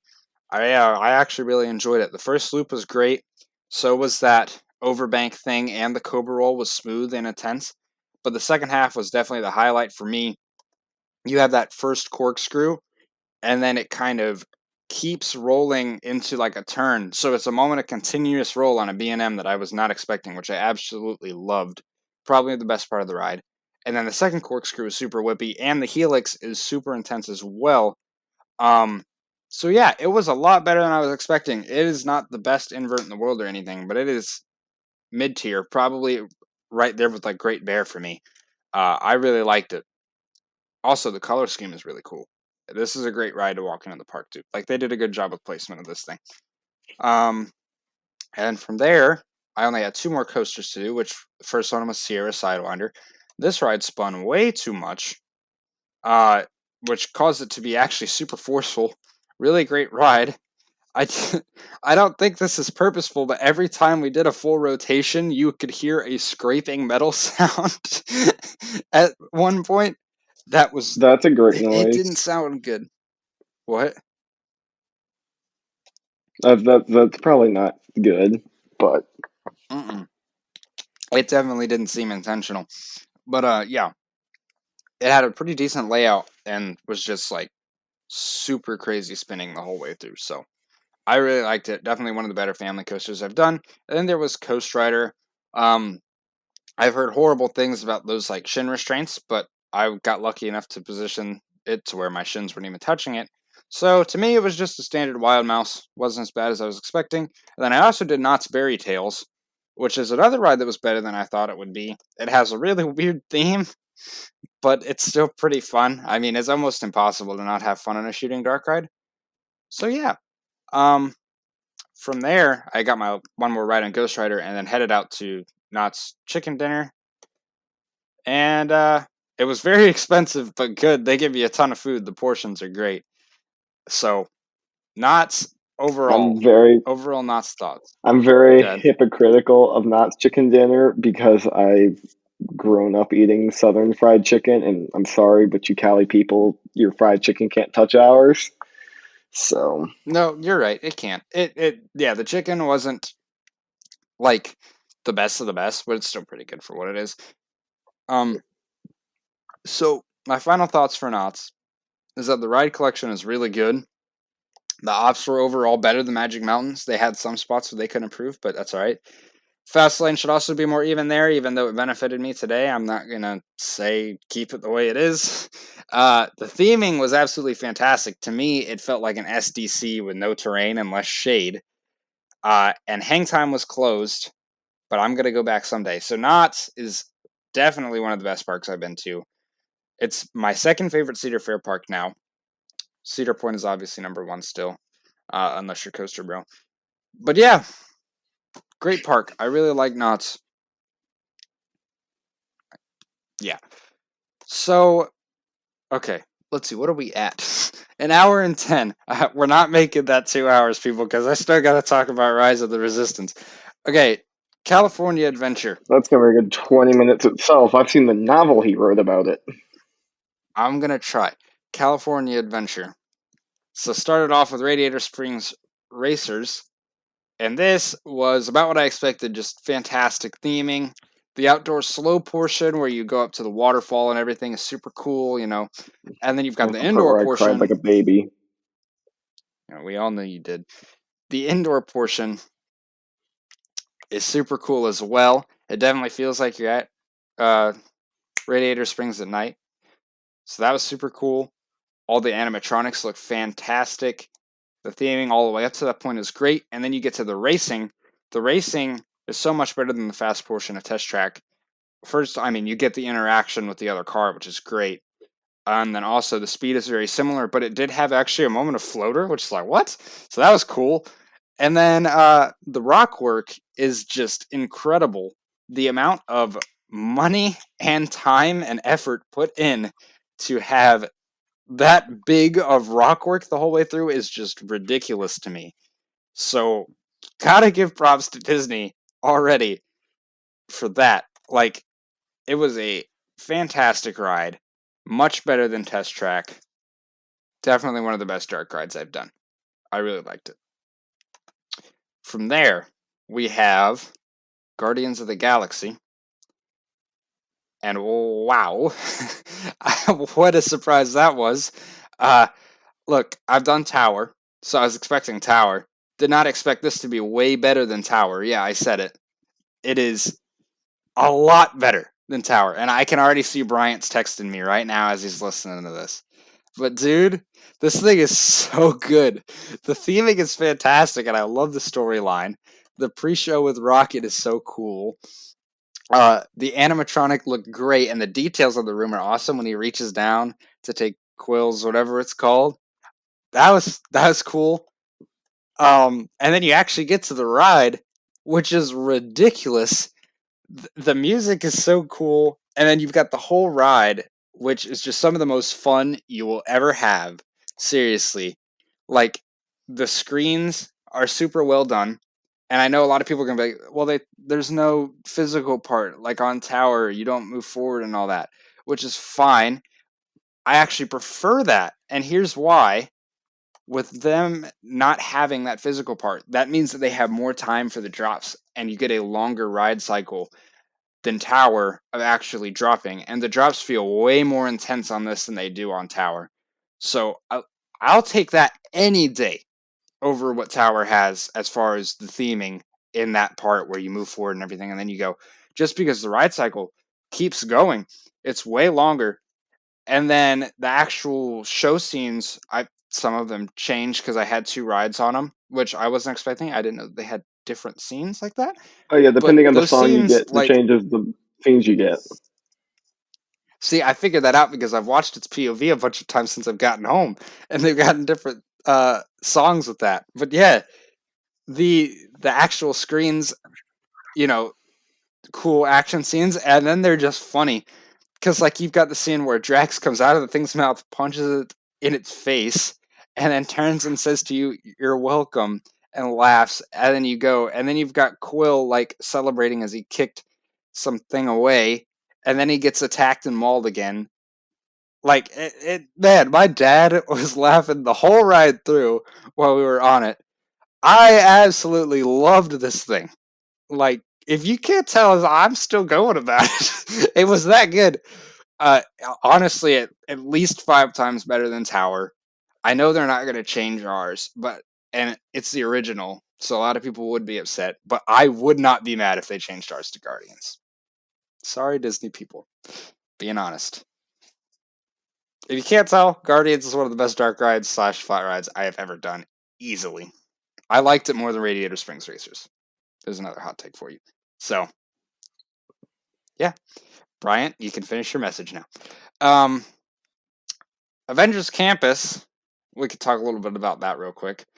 This area was actually way better than I expected it to be. There's been those talks from Dis Twitter about everything sucks if it's new, that kind of Dis Twitter thing. But yeah, Adventures Campus was actually pretty cool. Is it the greatest area in the world? Definitely not. But it's still overall pretty cool. we went to that like Pim Cafe place and got breakfast, and it was really, really good. They have like this weird blue cinnamon bread thing, which was great. It's not Dollywood cinnamon bread, but it's still really good. Um, and then they have pretzels, which are absolutely huge. So I had one of those. That was great too. But yeah, the area is actually really cool. It is definitely not the best themed area in the world, but I liked it. It had good atmosphere. And then from there, it was Mike and Sully to the Rescue, which is easily the greatest ride of all time. No question about it. Uh, like 10 out of 10. I couldn't believe it. No, but for real, it's just one of those basic Disney rides that tells the movie's story, and it's kind of forgettable. Like it's physical set pieces. It's cool. It's got all right theming, but it's definitely not what you're going to the park for. Decent. Soarin', I don't know why, but I thought this was better than Florida's. There wasn't. I mean, I know that the show was the exact same. It was Soarin' around the world, except for the ending. But I thought it was a little bit better. The actual theming of the ride itself, once you get indoors, I definitely liked more than Epcot's, because this one's themed to more like military wing hangar sort of thing, or like the adventure side of flying, while the one at Epcot is more like you're at an airport, which is whatever. So yeah, I like this one a little bit more. I was also on the top row, so I didn't have people's feet in my face, which could be helping towards its case. But yeah, I like Soarin', pretty good. Um, the one at Epcot just kind of gets like, once I've done it, when I have passes, once I've done it 2 or 3 times, it's kind of like I can skip it now. It's the same thing every time. This one I definitely would ride if I came back. I liked it. From there, Grizzly River Run. Now, Jack, I know that you didn't ride this when you went. Yeah, because it was And let me tell you, raining. sir, you need to ride it when you go back. You need to ride it when you go back. We were just talking about Popeye being the best raft ride. This one might give it a run for its money. I like Popeye a bit more, but this was still really good. It was super well themed, and it seemed to get you like that perfect amount of wet. I did get targeted on this one, just like on all raft rides, but it wasn't like too much. We'll talk about that in a minute. Yes. Uh, the rocks and trees are awesome. It gives you that great generic outdoorsy vibe and atmosphere, which I'm fine with. But the end is probably the best ending to any raft ride. Why do you keep recording me and taking pictures of me? I'm trying to talk here, man. You're distracting. Sorry. Sorry, people. No, yeah, you're good. But seriously, the end is probably the best end to a raft ride ever. Now, I'm going to need somebody in Discord to correct me if I'm wrong, but I'm pretty sure that there is like what's the word? Like, conveyor something like on the side of the drop, because I noticed it in POVs and when I was on ride that you're like spinning as you go into it, but then you hit a certain point in the drop and you randomly spin the other way super fast, which was absolutely incredible. I was not expecting that at all. So we were like spinning slowly to the left, and then we hit, and then it went yoink, spun all the way to the right as fast as you could, and then you splashed and got water. It was like, that was super crazy. I really liked it. It's definitely one of the best draft rides in the world. It gets a huge 2 thumbs up from me. Definitely enjoyable. Look, I gotta check my phone for a second. Jack and Brian are texting behind my back. Hold on. What's going on? Brian, I gave Brian a trigger warning for what, is going to happen when you hear this tomorrow. So, while he talks about that, I can. Brian is asking for 3-hour show. 3-hour We'll show. try. I don't think so, but if that's what y'all want. Ugh, sorry, It'll people, happen about how eventually. long this is. No, I wanted to talk about Soarin' real quick, because you did just around the world, right? Yeah. Okay, so I've gotten to do Soarin' over California. Good for you. I definitely would have liked to do it if that was what they had going on, because it's different. But Soarin' around the world is still pretty cool. You'll whenever you eventually get back there or to Epcot, you'll get on it. And he goes back to texting Brian. So, web slingers. let's talk about another ride that just Twitter hates because it's new. Um, Web Slingers definitely does not deserve the hate it gets. Is it as good as Islands of Adventure Spider-Man? Definitely not. Not at all. But it is definitely not a bad ride at any case. Look, if you care about scores, I can get why you would be upset because it is definitely pay to win with the, system. Spend $30 and you'll score better. But if you don't, you're still gonna have a good time. The technology used for you to like just shoot with your hand and flick your wrist is super cool. It can be difficult to tell where you're shooting at times, but I think most shooting rides suffer from that in a lot of cases, except for one that we'll talk about in just a minute. But the plot could definitely be better if you fought villains. That would be cool. But you have to give them a hand because the idea that they did come up with is pretty creative. To have a spider bot that can self-replicate itself and they just keep going. I wasn't expecting that to be the plot at all, which is pretty cool. So it's definitely an enjoyable ride. I liked it, but it's not as good as Orlando's. Could it be better? Yeah, but it definitely doesn't deserve the hate it gets.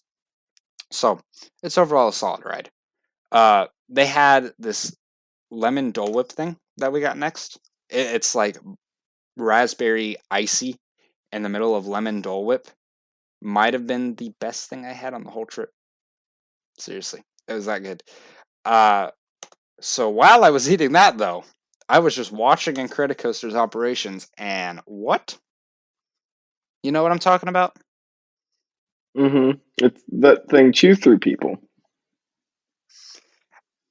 Literally a train every 20 seconds. It didn't really make much sense to me. Like, I timed how long it would take for the train to get off the first block so they could send another, and it was like 16 seconds, and there was points where they were getting it at 16 seconds onto the next block. Absolutely insane.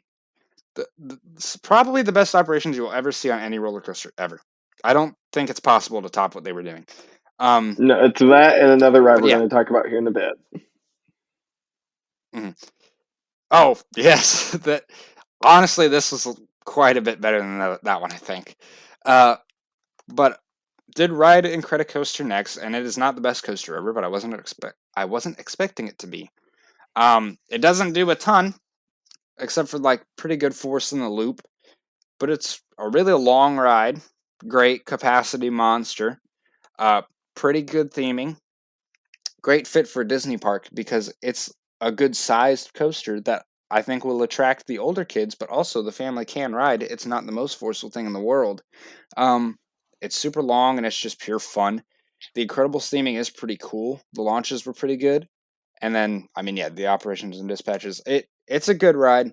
It gets a thumbs up from me. Great fit for a Disney park, I think, for a roller coaster. Um, and then I did Midway Mania, which we have here in Florida. And I will always love doing these rides. Like, this is that ride I was talking about where the shooting, you can always tell where you're shooting on this. It's super simple ride, super simple theme. The ride is just pure fun. I love them. And then Yeah, after that, we did the Ferris wheel. Oh, go ahead. I gotta jump in on Midway. That was one of those rides when I went to DCA. David made a point of saying, "No, you have to do this one. It's super fun." It's like, oh, like I really don't want to. And then I was like, okay, yeah, They you were are totally super right. That fun. was amazing. Yeah, it's a super simple ride, but like, name me a shooter that you're gonna have more fun on. I honestly don't think there is one. The only one that I think I've had more fun on was Flooded Mine Ride at Silver Dollar City, but that was a lot more nostalgia for me because I never got to do Dollywoods. Yeah, Flooded Mine Ride is definitely not like great for a shooter because it's super old, but yeah, it has that nostalgia factor and just cool atmosphere. Um, but yeah, after Midway Mania, we did the Ferris wheel and we did those swinging cars, and it's just like a weird but fun sensation that you get. It's a good flat and icon for the park, so solid. And then from there was two more rides to do. We did Little Mermaid, which was exactly like the one at home. And I would say that it's just like Mike and Sully, and that it's literally just a dark ride with solid theming and set pieces, but it just tells the story of the movie, doesn't do anything super special or different. You know, you're not going to the park for that for sure. And then did Goofy, which is the Wild Mouse, standard Wild Mouse, few added theming moments. Definitely one of the better mice I've done. Gets a thumbs up from me, but it's fine. And then I ate at that Italian restaurant in the middle of the park, which was great. I had spaghetti and also had one of those Jack Jack Num Num cookie things, Okay, can which we was talk really about good how as great well. those are? I know they're like baked fresh and they're super gooey. I liked it. It was really good. It was like And one they're of those things huge. we were at there. And I was like, my name is Jack, and I cannot. It's like I can't be here and not get a Jack Jack Num Num cookie.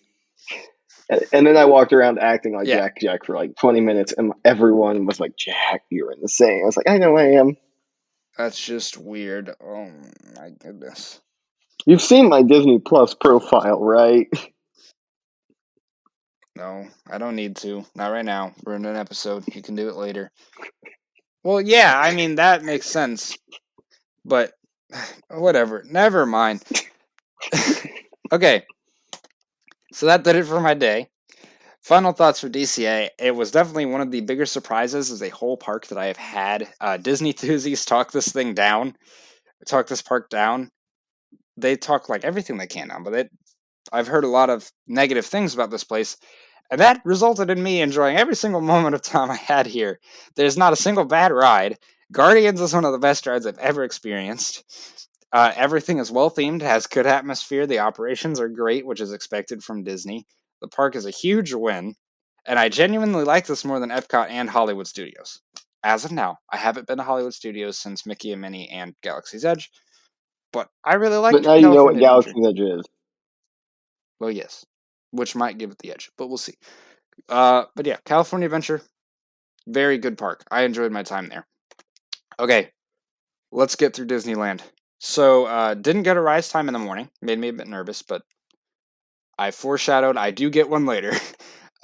Indian Pirates were closed, so not off to a great start. So we ended up doing Haunted Mansion first, and this is another ride that I liked better than the one in Orlando. Walking up to the mansion is cool, and the queue was better overall. The ride itself, there wasn't a ton of differences, but any differences I did notice were additions that this one had that ours didn't, not the other way around.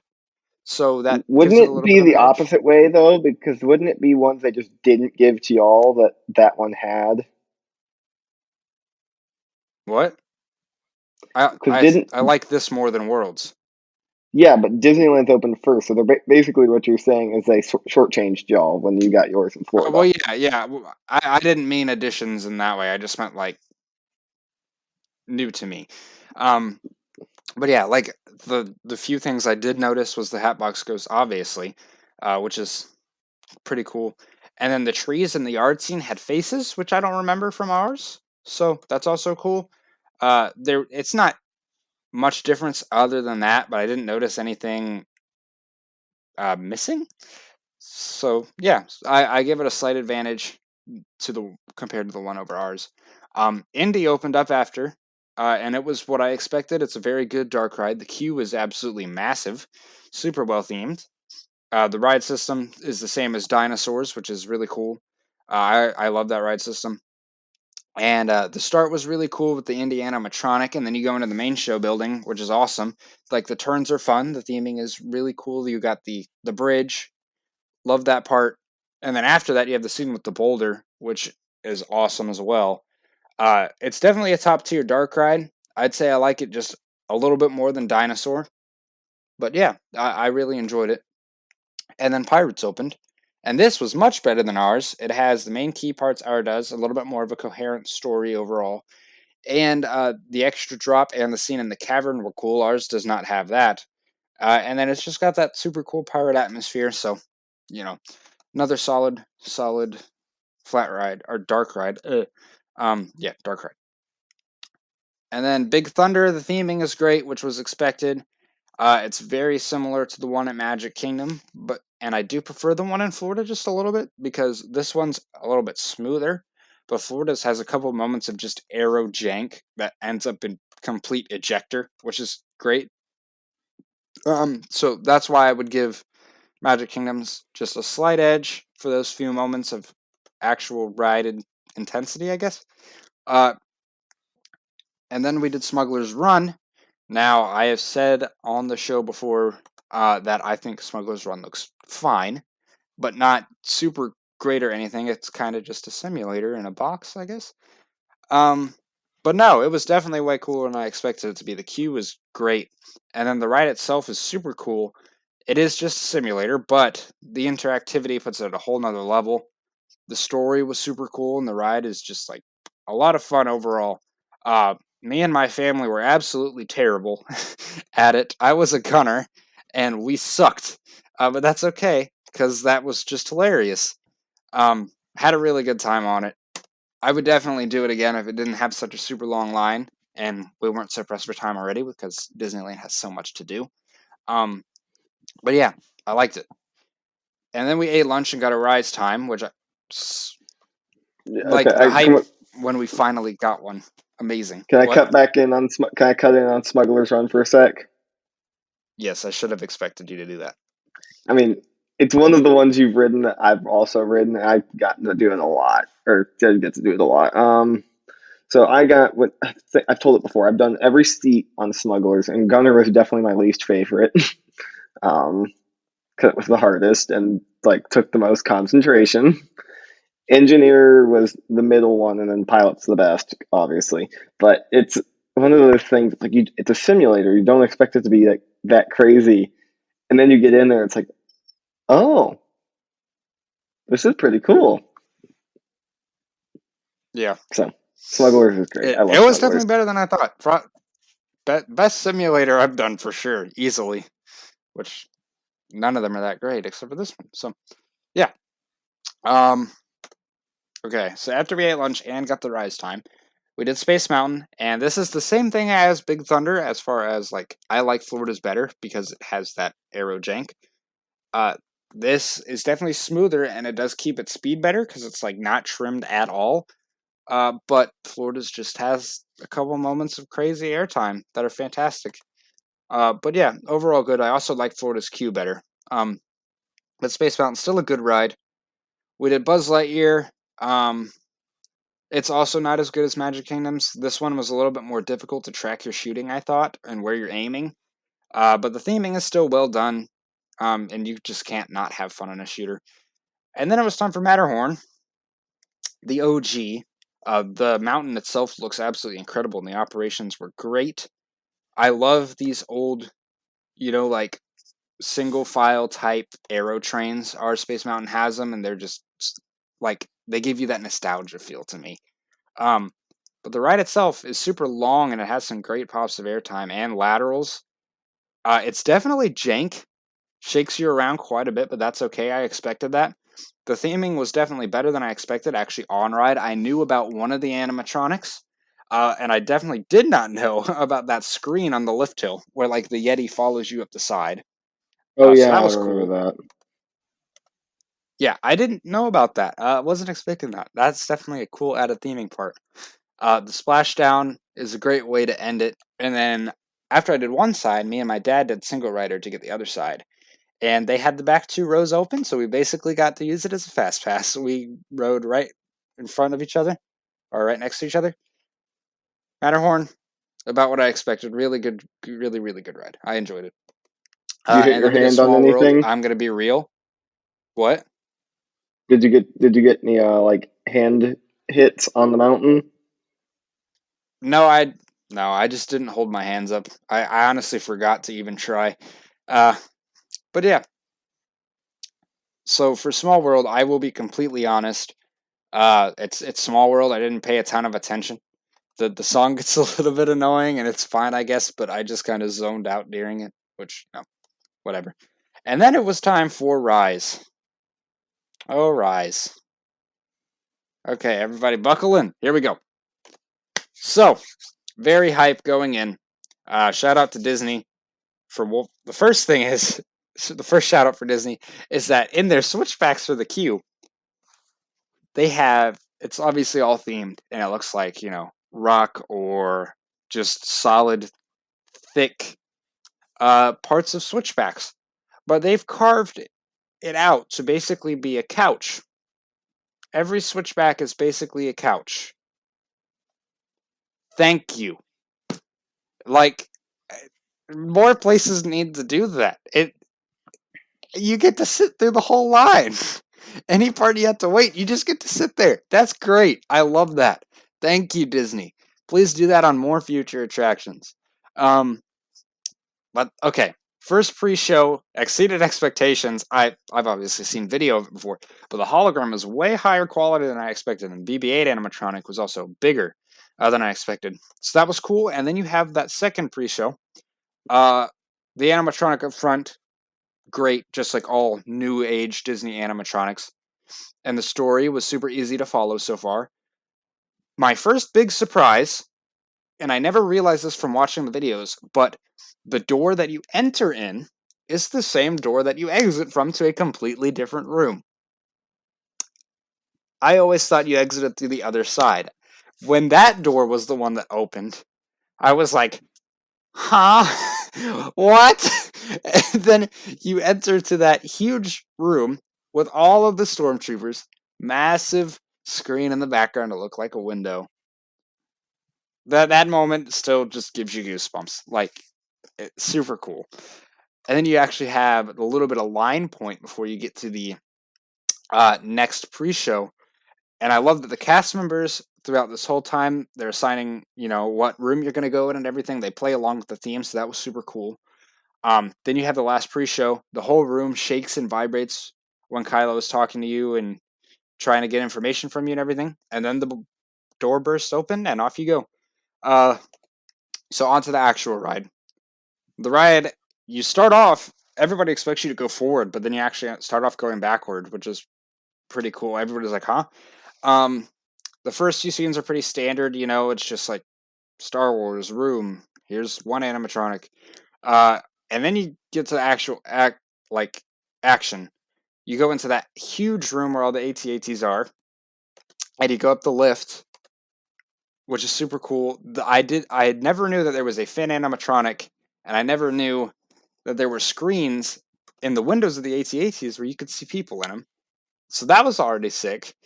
You go up the lift, and on you go to the rest of the ride where you have the scene with Kylo and whoever the other guy is, where it says put up the shields. And that moment is super cool because it's like all of a sudden, put up the shields, and then everything comes flying in at once.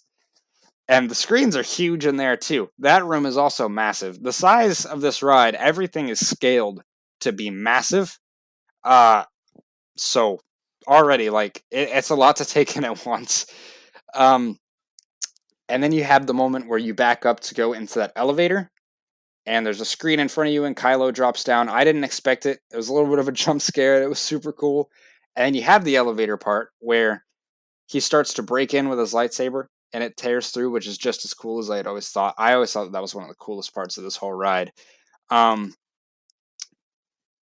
then after that, you have the part where you actually have the animatronic of Kylo, and then the ship gets hit, and he goes flying, which looks absolutely incredible. It's super well done.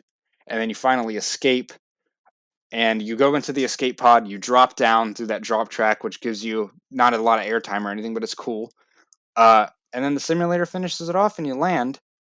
The ride is over, and you have that last animatronic of the pilot from the second pre-show as you exit. So, initial reaction, jaw just on the floor, absolutely floored. It was just incredible. Oh man. Look, when I got off of the thing, for about 45 seconds after, I still had goosebumps. It took a while for them to go away. I mean, it is completely perfect, this ride. It really just keeps going. It's super long. Everything is huge, super well themed. There's details. The pre-shows are amazing. The animatronics and massive set pieces are just stunning. The story is great. The ride really is perfect to me. It is something special. Like, it's astonishing that Disney actually was able to combine a walkthrough, a traditional dark ride, and a simulator to make a nearly 30-minute long experience, and it's just perfection. I don't have any complaints at all.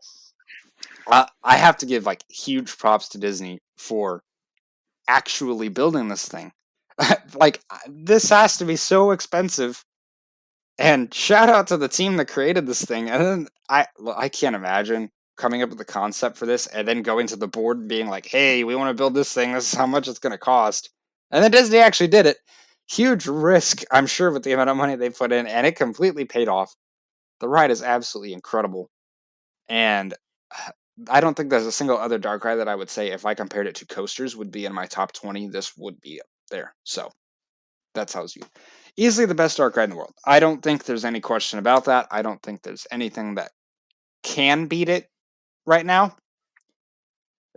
It's yeah, you're gonna like it a lot, Jack. Mm-hmm. Well, you only went on for like 10 minutes about that. I'm impressed. Hey, I tried. I tried. But yeah, We're Rise definitely going is. over 2 hours. I'm saying that right now. We got 20 minutes to speed run it. Nah, we're I'm definitely gonna going need over a 2 good hours. 10. I'm gonna need a good 10 minutes to do my thing. So just about Sweet. that one ride. So I'll close it out. I'll be quick. Galaxy's Edge whole area is absolutely incredible. The shops and market area is super, super cool. There's so many cool details. Ships everywhere are awesome. The land is just fantastic. The landscaping is great. Definitely one of the best overall areas of a theme park there is. Last few rides I did, Mr. Toad was really confusing. I knew that you went to hell during it, but I was still really confused. It was short with a weird storyline, and it's got classic charm, I guess, as its redeeming factor. Pinocchio was like the same thing. I could at least kind of understand the story, but I was still also confused. Snow White, another old one that I was like so out of it from the last two, I don't even remember this one really well.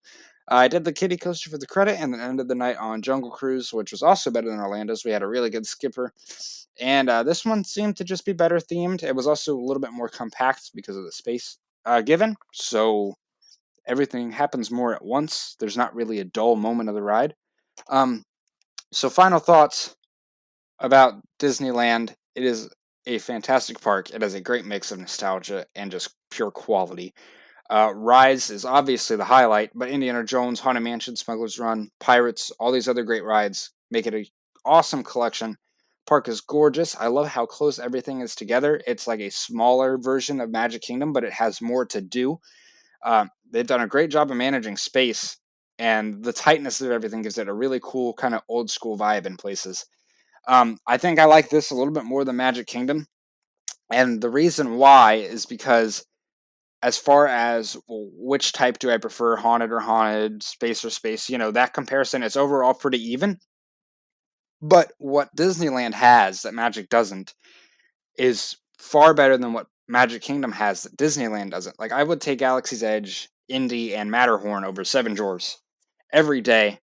And I also have to hand it to both parks for how well they have managed crowds. These are some of the busiest parks in the world, but only one or two things was over an hour all weekend I saw. So, both of them, great parks.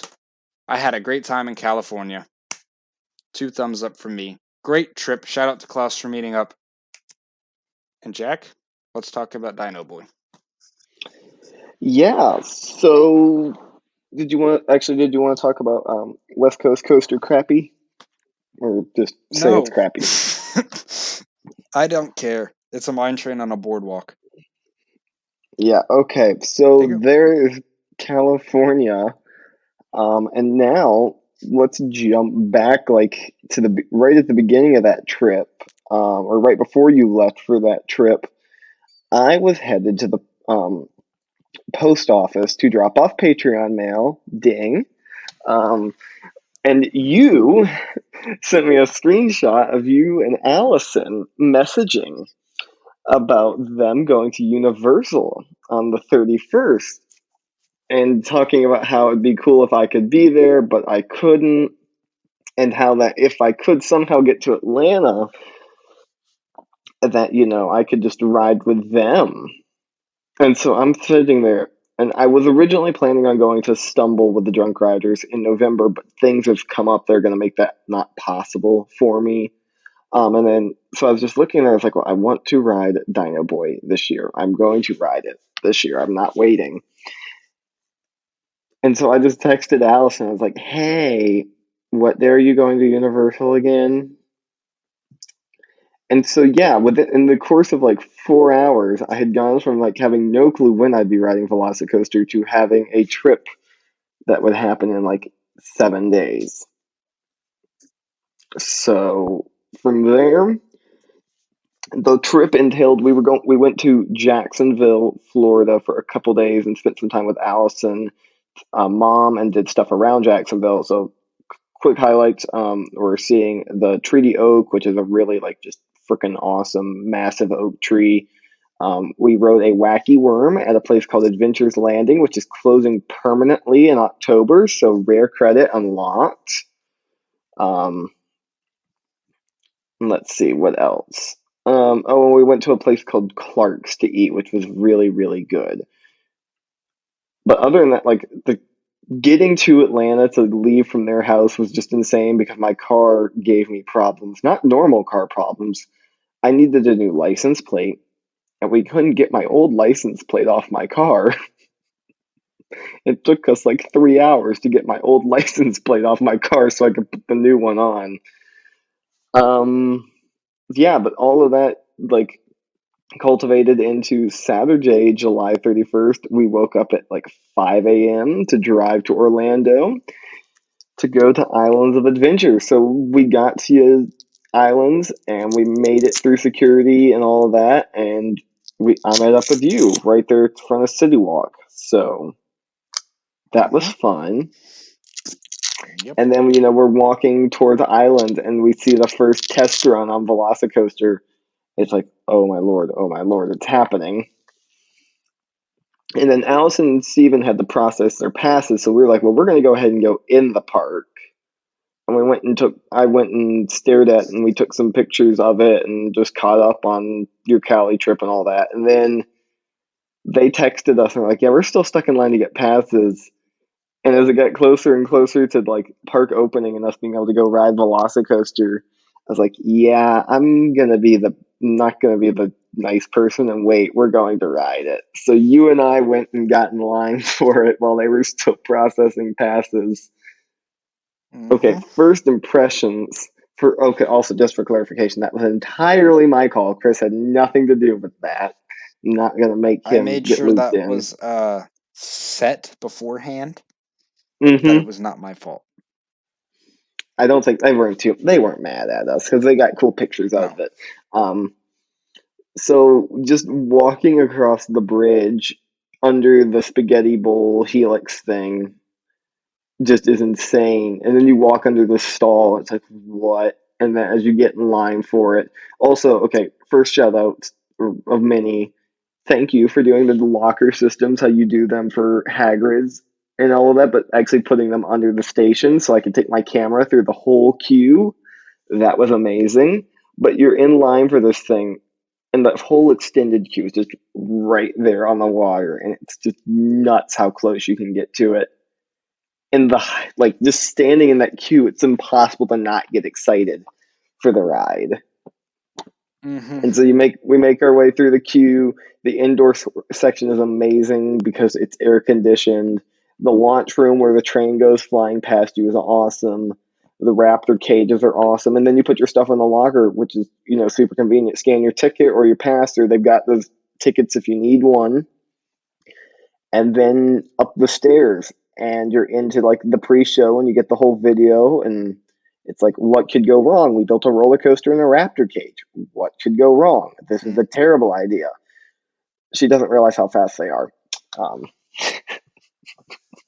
That whole video. Solvers. They're incredible problem solvers. They're quicker than she realizes. They're quicker than you realize, Claire. They're quicker than she realizes. They're incredible problem solvers.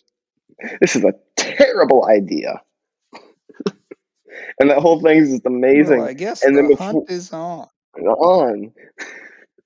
And then you get into the station, and like I've already said it a couple times, just referencing the operations on this roller coaster are probably second only to Incredicoaster.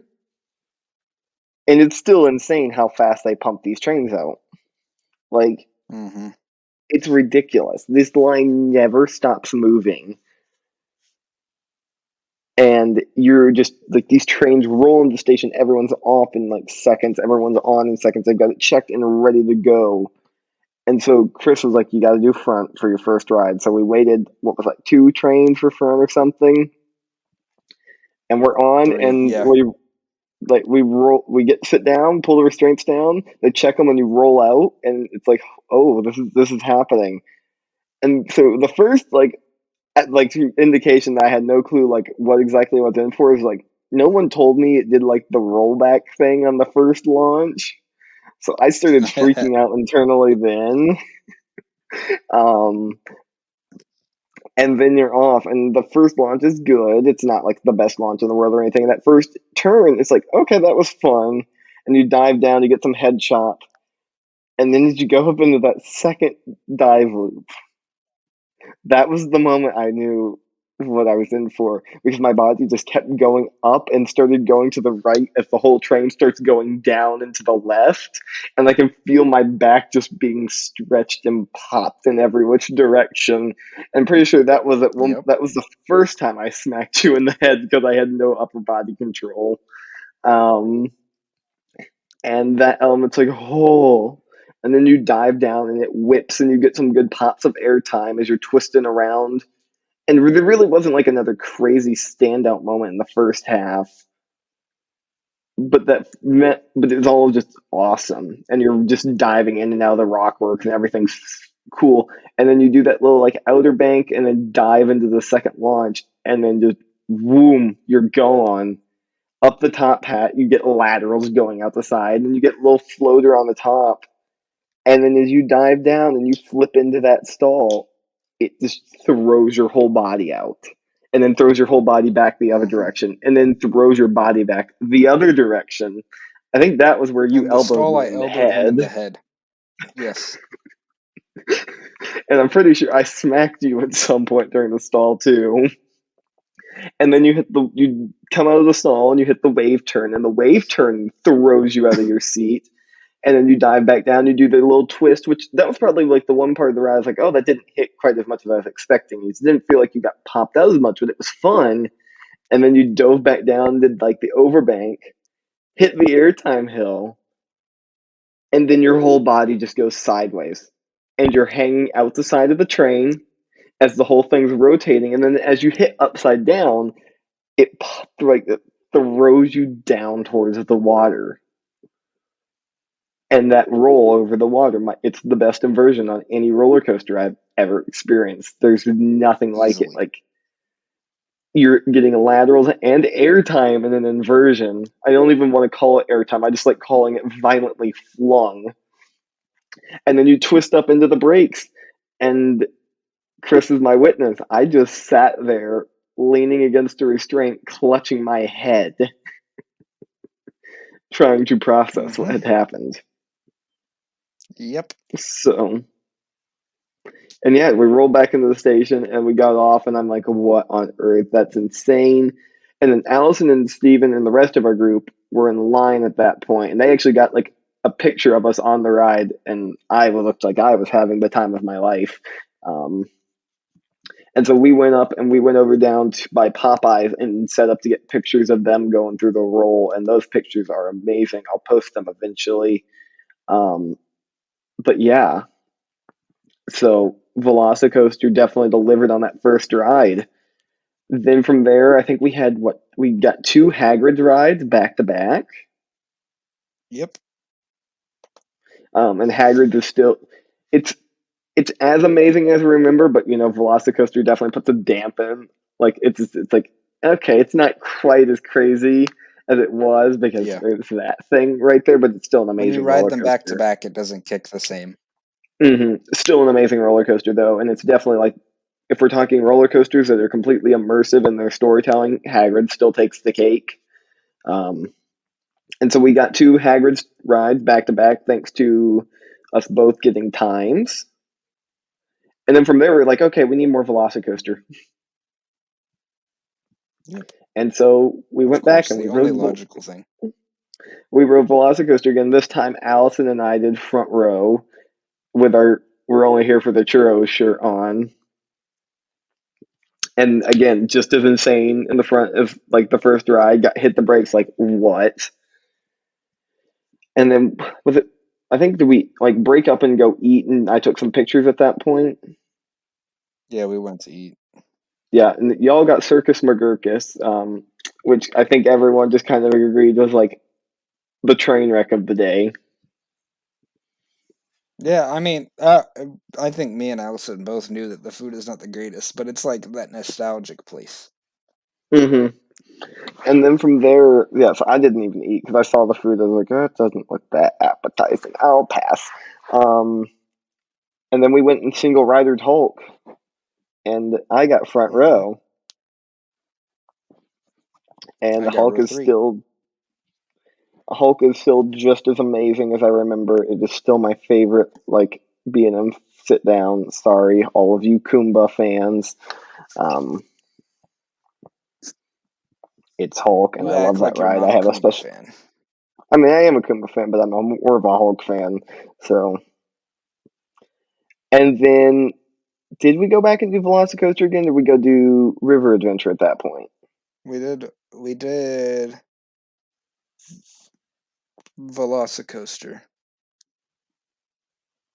Yeah, we did Velocicoaster. And we got a row 11 ride, and then row 11, the that second dive loop is not, the dive loop is not as crazy in the back, but Chris had been going in. It's like, yeah, we're gonna get the top hat, and it's like it's not gonna have like ejector on the top hat, and so we're going down the top hat, and I get violently flung out of my seat, and I'm like, excuse me, this was not what I was told would happen. And then from there, the second half is just as ridiculous in the back, if not more ridiculous, like violently flinging you around. Um, That's where that and Outer Bank thing hits more. Also, like the roll, I felt like even punched more in the back. So, I said after the ride, and I'm not exaggerating when I say this, that the roll flung me so hard to the side that I was completely sideways hanging over the edge of like the seat back that wraps around, and I could look down the heart line. So the train was still rolling, but I'm looking right down the middle, completely mhm, sideways. it's a ridiculous element. And then from there, so we did Velocicoaster, and I've took tons and tons of pictures as we're waiting in line and like walking around the park. We did Jurassic Riverboats, which was cool because I'd never done those somehow, and it was fun. Definitely like a good way to cool off. And then we were all like, "We're still hot. Let's go ride Popeyes." And we all got wet, but someone got drenched. I'm always the one to be targeted. It's just how it works. You got soaked. Yeah, Like, I have a bad. picture of him, and there's not a dry spot on his body anywhere. Every water feature that could hit me hit me. Yep. And I think after that, we all kind of broke up because some of the group wanted to go get some beer, and I needed to grab churros for our picture. So we went and waited like 25 minutes for churros, all because of this one family who ordered like what, 3 hot dogs and a churro, and it took them 20 minutes. Yeah, it took a It was while. that was an event. It did take a while.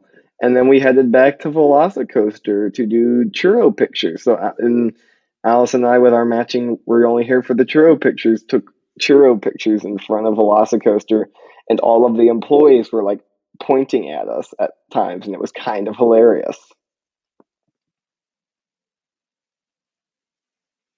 So, and I think then I took some more pictures, and then you ended up heading out because you wanted to beat traffic. Um, Yeah. and we were all like, we have a 2 hour drive anyway. We're closing this place down. Um, and that is when Mr. Scott Schaefer showed up. And Mm-hmm. Scott was like, okay, I came here, we're riding Velocicoaster, right? We're like, duh. So we got in line, we rode Velocicoaster again for like a dusk ride. And he and I got back row, amazing, just like our row 11 ride. It was amazing. We, of course, were taking tons of pictures of the ride and all that.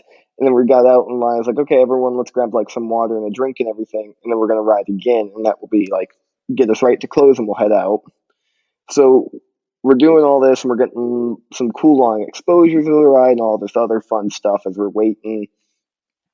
And we put our stuff in the lockers, and I'm like, Scott, do you mind waiting for front with me? Because I want to do front one more time, especially at night. He was like, yeah, that's cool. So Allison, Steven, Carl, Colleen, all of them, they got on like row 11 and 12 on a train, and we had like a 6 train wait for front. And so they rode through, and they got off, and we're like 2 trains from getting on, and then we're a train from getting on. And the person walks up to us and is like, hey, do y'all mind waiting a train? And we'll get you on the next one. We're like, of course. Train comes in, they load those people on, train gets dispatched, next train rolls in, we walk through the gates and sit down. Strengths come down, they're starting to check them, and the guy comes over the intercom. It's like, attention, all Velocicoaster riders, we're going to have to ask you to step back through the gates, and we will get you on the next train. 40 minutes later, we got to ride because I did a full evac of the ride. We missed getting evac'd by 1 train. Which, like, it would have been sweet to get an evac, but also from what we could tell, those people did not get the option to ride again, so they kind of just got screwed out of riding, and we would have just gotten evac'd off the first launch. Yeah. So we like 10:02, we finally got on, and we got a front row night ride on Velocicoaster, first train of it reopening, and the energy was just insane on that train. And that night ride was just like cemented it as one of my all-time favorite rides. Just nuts. It's just a nutty roller coaster. And then after that, we headed out of the park. We grabbed some long exposures, which if you're in the Discords, or if you're in our Discord or in TDR's Discord, you've seen some of the long exposures and you know how like insane that ride looks at night. Yes, join the Discord. Those are all going to start getting posted on Instagram here in the next couple days and Twitter in the next couple days. And yeah, that was the whirlwind trip to Velocicoaster, and it was amazing. And I don't want to like spoil it, but it is very, very high on my rankings. And I mean, if you follow my personal Instagram, you already know. So go find my personal Instagram, and you might be able to figure it out. But Velocicoaster is good. That's what Velocicoaster is really good. Anything else? No, we've talked for 2 hours. I think we probably have other stuff we need to do now. We missed our cutoff by about probably 3.5 minutes by the end of this. But yeah, so we hope you guys like long episodes. Thank you for listening as always. We hope you guys smash this episode just like you did the last one. And you want to plug? Yeah, follow us on Twitter and Instagram. Twitter at Twisted Traveler, but the R at the end is the 1. Instagram at Twisted_Travelers. And then you can follow me on Instagram and Twitter at Thrilling Moment. And Chris? You can follow me on Instagram at Twisted Travelers. Chris, once again, thank you for listening. Join the Discord, Patreon, buy Allison's book, follow Bryant, follow everything. And we will see you next week. See ya. Oh, and when the gates open, the hunt's on. The hunt is on. The hunt is on. Thanks for listening to the Twisted Travelers Podcast.